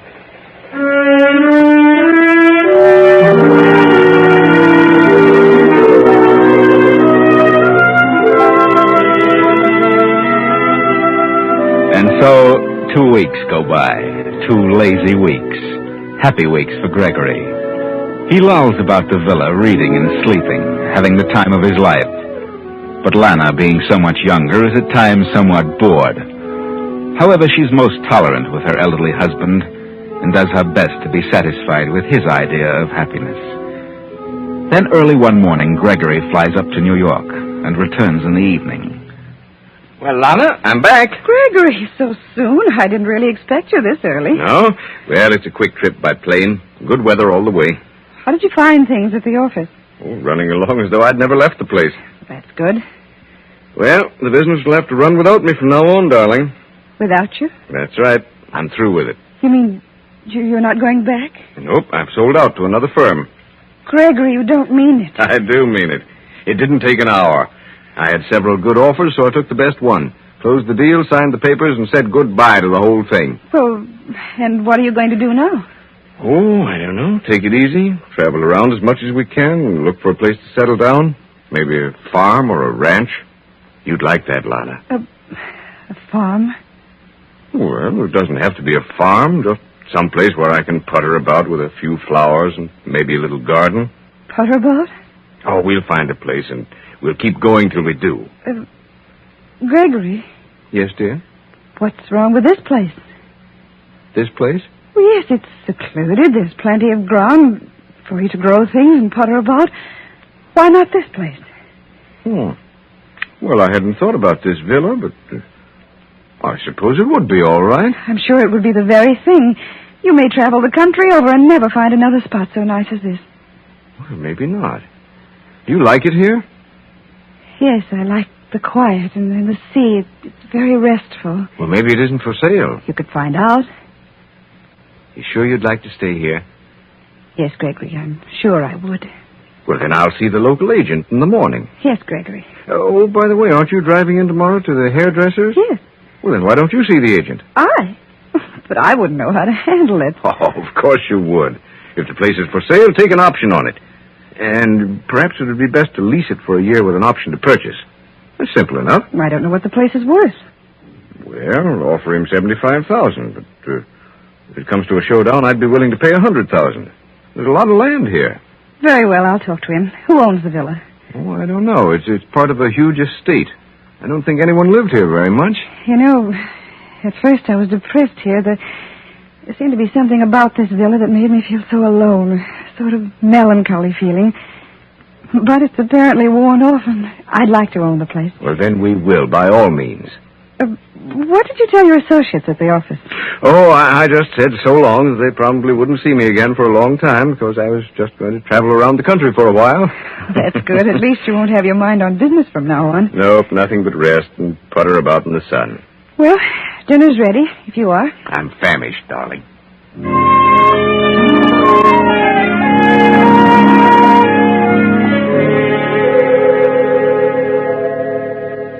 Well, Mrs. Hellman, the villa is for sale.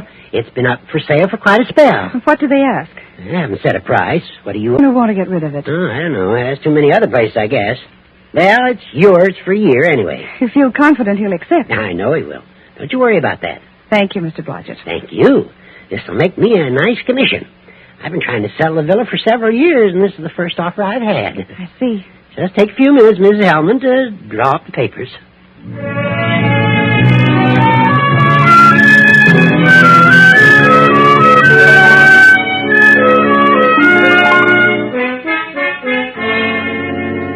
Then 6 months passed by.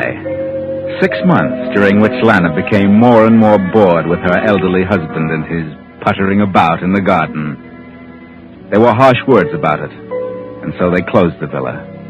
Gregory left, and Lana took a plane for Mexico City. And there she ran into, of all people, young Paul Garson. Why, Lana, what on earth are you doing in Mexico City? Oh, nothing in particular. Well, I'm certainly glad to see you. Are you, Paul? Yes. And now I guess now is the time to apologize for the way I acted when you ditched me. You don't need to apologize, Paul. I wish I had listened to you. What? Didn't your marriage work out right? No. Oh, what happened? Oh, I just couldn't stand it any longer. I was bored within an inch of my life, so I up and left him. Left him? Well, no, not exactly that. He left me, too. We just left each other. He went away, and I came down here. Well, why down here? To get a divorce. Oh, Lana. A divorce? Did you get it? I did. What happened to your husband? I don't know. He was notified, but he didn't contest. He didn't even answer the charges. Incompatibility? Yes. Did you ask for a property settlement? No. Well, why not? Well, because he'd already signed over half his cash assets to me and several other articles, so I felt that was enough to take care of me for a long while. I just couldn't go on, Paul. I just couldn't.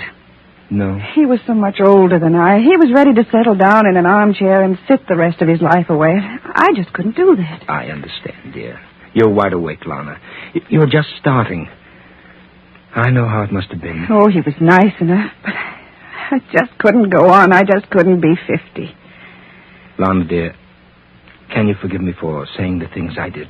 Yes, Paul. I was so much in love with you that, well, I thought I couldn't live without you. But you have, Paul, haven't you? No, Lana. No, I haven't. I've banged around all over this hemisphere since you turned me down, and I haven't been happy one single moment. Haven't you, Paul? No, dear. No, not until this very moment. Oh, I'm sorry. So sorry. I made a big mistake. You did? Yes. I should have married you. Then why didn't you? Well, I'll tell you. This is a confession. As a child, I lived in poverty. Everything I had was a hand-me-down. My father never earned his salt. My mother was always in need, so I made up my mind that love wasn't worth it, that I would sacrifice love for the things I felt I deserved. So you turned me down for this man Hellman because he could give you the things you've always wanted? Yes. Well, how did you know that I couldn't have given you those things? How did I know you could? You didn't indicate that. Oh, I took you to cheap little cafes. I was apparently penny pitching, but it wasn't necessary. What? No. Why, every girl I knew was after me for my money. That's why when I found you, I acted as though I didn't have an extra dollar. I never dreamed it was money you wanted. Oh, I loved you, Paul. I still do. But I made up my mind that I wouldn't marry a poor man. Understand? Yes, Lana, I understand. And I sympathize with you. I see now what it must have meant to you. But I have money, Lana, plenty of money. I admire you for your sacrifice you made. You do understand, really? Yes, I do. You still love me? Yes, Paul. Then why not marry me? For no reason. I'd love to, if you still want me. Oh, wonderful, darling. We'll be married as soon as possible. We can be married tomorrow. Then tomorrow it is, darling. Yes, Paul. And where shall we go for a honeymoon? Where would you like to go, Lana? Oh, I don't care. Anywhere. I'll leave that up to you. All right, darling. I know just the place. You'll love it. Cuba? No, not Cuba, but quite like it. Wherever you say, Paul. Oh, darling, I feel as though I'd been born all over again. I feel like a new man. I'm happy. Oh, Paul, what a fool I've been. I should have known better. Oh, from now on, darling, I'll see to it that your life is filled with surprises. Never a single monotonous moment. Yes, Paul.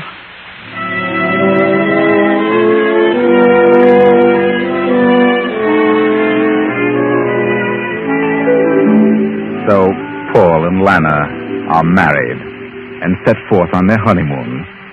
Paul owns a lovely place by the sea, and there he takes Lana. But from the night they arrive, Lana has been ill. Some strange malady has come upon her. Just what, no one seems to know. A doctor stands beside her bed as Paul slips into the room. How is she, Doctor? Still the same. I haven't the slightest idea what's wrong with her, but I've just given her a sedative. Do you suppose it's the climate? Oh, it could be. Sunny tropical here. Yes. Well, there's nothing more I can do, so I'll run along now. Yes, and thank you, Doctor. Lana. Oh, Paul. Lana, dear, what is it? What's wrong with you? Why don't you tell me? Well, I don't know what it is. I'm just sad. I want to cry all the time. I can't help it. Cry? Yes, ever since I've been here, I've wanted to cry. But why, darling? I don't know, but I can't help it. Don't you like it here? I don't know, Paul. I don't know what it is. I'm afraid. Afraid of what? I don't know. Nothing in particular, but I'm afraid. You mean you'd rather leave here? Yes. Yes, well, I don't want to stay here. This is such a nice, quiet place, dear. It's so restful. Where could you go that would be better for you? I don't know, but I'd rather leave. Why? I don't know why.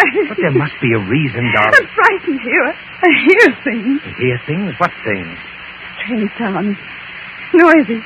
I've heard nothing strange. I have. I hear them all night, and at times I've seen things. What things? Things, and I won't stay here another day. Oh, Lana, I think you're just hysterical. You're letting your imagination run away with you. I'm not. I'm sick, terribly sick. But the doctor doesn't know what's wrong with you. Please, Paul, please take me away from here. I don't like this lonely old place. I've always been frightened of being lonely.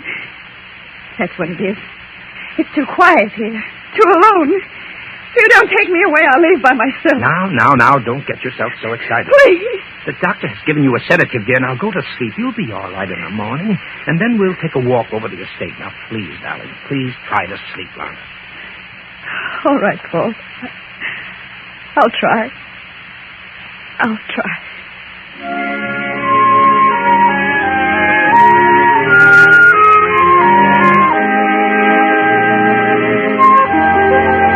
Well, Lana, apparently you are allergic to big houses, big, silent houses. You felt somewhat like this once before when you were with Gregory. Remember? That house made you feel sad and melancholy. Now the night has passed, and the morning has come. Paul has a visitor in the library. I've been trying for many months to get in touch with you, Mr. Garson. I heard you left the States. Yes, I was in Mexico City. I was surprised to learn you were back here. Oh? Why surprised? Well, although no one's been living here for several months, the party holds a lease on the place. Oh? I didn't know that. Yep, they took an option to buy it. They did? Yes, sir. So you can see that you're sort of trespassing. Oh. Well, no one is being inconvenienced. Not exactly. What did the party offer for the place? $75,000. Well, that's fair enough, but I don't want to sell. What? No, I've changed my mind. I want to keep the place. Keep it. But, Mr. Garson, I've practically made the deal. Well, you can call it off. Oh, did the party make a deposit? Yes. Then return the deposit with my apologies. But I've worked hard for 2 years and more trying to sell this place, and now you back down on it. Well, what would your commission have been? Well, $3,750. Very well, I'll give you the $3,750, but call off the deal. I prefer to retain ownership. Yes, of course. Thank you very much, Mr. Garson. That's mighty kind of you. Oh. Yes, sir. Oh, what is that hammering? Is that noise? Hammering, my dear? Why, that's the workman. Workman? Yes, I'm having the place completely renovated, darling. From the garret to the cellar and all for you. Oh, you'll love it when it's finished. I see. You should be in bed, darling. Well, yes, Paul. Well, the hammering made me so nervous. I wondered what it was. I'll run along. Sorry to disturb you. Well, Mr. Blodgett, I think that you'd better... Mr. Blodgett. What? Well, what's wrong with you, sir? You're as white as a sheet, man. Are you ill? Who is that woman? Why, that's my wife. Your wife? Yes.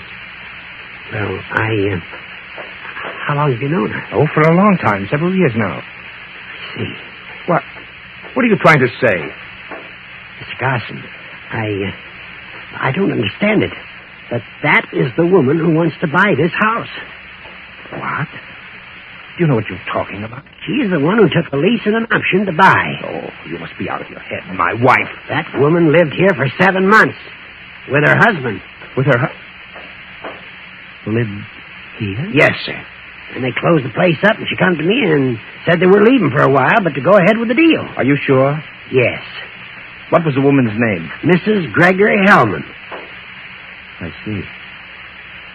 Well, you'd better run along now, Mr. Blodgett. I'll see you in a day or so. Oh, yes. Yes, sir, of course. Good day, sir. Yes, good day, Mr. Blodgett.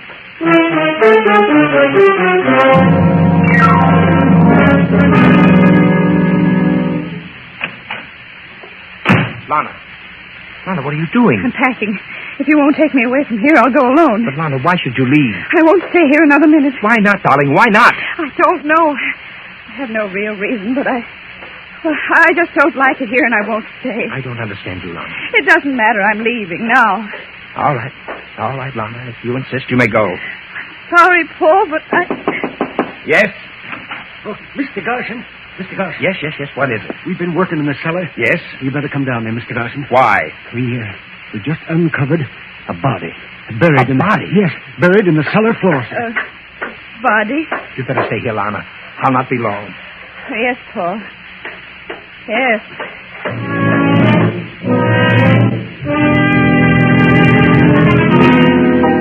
Paul accompanies the workmen to the cellar, examines the body buried in the dirt floor, calls the police, and several hours later is talking with a detective in the living room. Well, there's no doubt about it. It's the body of Gregory Hellman. Oh, no. What do you mean, no? Why, it can't be. How could it be? Mr. Blodgett, you were the agent for this estate. Did you ever rent this house to Mr. Hellman? Why, Go ahead, Blodgett. Go ahead. Tell the truth. No, I didn't. I never saw Mr. Hellman. The house was rented by another agent in New York, but it was rented to Gregory Hellman. You never saw Mr. Hellman? No. But, But what? Well... Go ahead, Blodgett. I knew Mrs. Hellman. Mrs. Hellman. And where is she? That woman is Mrs. Hellman. This woman? But I thought she was Mrs. Garson. She used to be Mrs. Hellman. She came to me and wanted to buy the place. Took a year's lease with an option to buy and made a substantial deposit. That right? Yes, that's true. I did. I was Mrs. Hellman, but I was divorced in Mexico. Divorced? Why did you get a divorce? Because Mr. Hellman and I decided to separate. We couldn't get along together. He said he was going to New York. I left first and went to Mexico. Are you sure you left here first? Yes, of course I'm sure. Why did you try to buy the place? Well, because my husband, Mr. Hellman, asked me to. Why didn't he attend to it? Well, I don't know. He asked me to see to it. Did you get part of the estate through this Mexican divorce? No, Mr. Hellman had given me considerable cash and property before that. Are you telling the truth, Lana? Are you? Yes. I don't believe you. From the day you arrived here, you wanted to leave. You became ill. You said the place depressed you, frightened you. Paul. Now I know why. Why you were so upset. Why you wanted to get away. Because of what was buried in the cellar. No, Paul, no. You told me yourself that you were bored, that you couldn't stand him any longer. Then you went to Mexico. He was dead when you divorced him. No wonder he couldn't contest the case. Paul, please listen. I don't know who killed him. What did you say? I don't know who did it. Then you admit he was murdered. Well, I didn't say that. You know he was murdered. You just admitted that. Yes, but I didn't do it. I didn't. Well, lady, you might as well tell the rest of it. Yes, but I found him dead in his room. In his room? Then who buried him in the cellar? I did. You did. Why? Why didn't you call the police? Because I was afraid. Afraid they'd think I did it. Well, why would you be afraid of that? Because of... Well, if they found out about me. Found out what? My record. Well, Mrs. Hellman, or Garson, we know all about your record. Record? What do you mean, record? She served a term in the state penitentiary for... I swear I didn't. I buried him. I admit that. That's why I wanted to buy the place. But I didn't kill him. I didn't. I think you did. That's why you wanted to leave here. Oh, please believe me. I wanted to buy the place so no one would ever come here. So no one would ever know. But I didn't kill him, I swear. I'm sorry, Lana, but I don't believe you. Mr. Garson, where did you meet this woman? In Mexico City. Really? Didn't know her before that? What? You heard me. Oh. You didn't know her before she married Hellman? Why, yes. You know her? What are you stalling about? Well, yes, I did know her. That's what I thought. You were in love with her. Wanted her to marry you. But she turned you down for Hellman. What are you talking about? Well, are you trying to accuse me of killing Hellman? It's possible. You had a motive. Oh, that's ridiculous. I didn't even know the man. Murphy. Oh, yeah? What did you find out about Paul Garson? Well, his financial affairs weren't in any too good a condition. He's been trying to dispose of a lot of white elephants like this villa. I see. Well, you know what I think, Mr. Garson? I think you and Miss Lana Wallace know what this is all about. I think you're in this together. So I'm going to take you down and book you both on a charge of murder.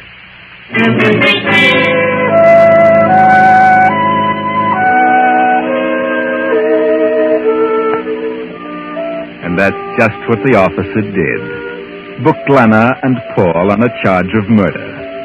And the case came up for trial. And Lana was convicted. And so was Paul. Yes, Paul was convicted as an accomplice. The evidence piled up against them. Lana admitted that she buried Hellman's body, but denied that she killed him. Paul couldn't prove where he was when Hellman was murdered, and so he was convicted as an accomplice, an accessory. Poor Lana. Poor Paul. They are now awaiting execution in the state penitentiary. But don't feel too badly about them, because I know the truth. I know what really happened. When Paul learned that Lana was marrying Hellman, he arranged for an agent to contact him and offer his villa for a honeymoon house. Paul himself killed Hellman, hoping to have the blame placed on Lana.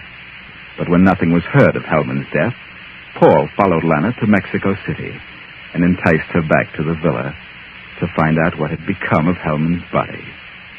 And he found out, much to his sorrow.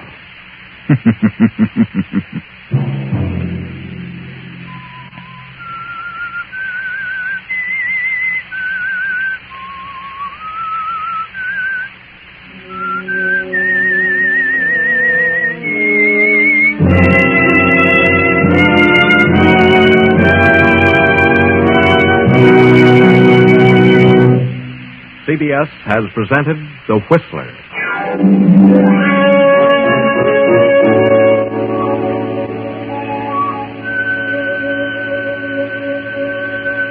Original music for this production was composed and conducted by Wilbur Hatch. The Whistler is written and directed by J. Donald Wilson and originates from Columbia Square in Hollywood.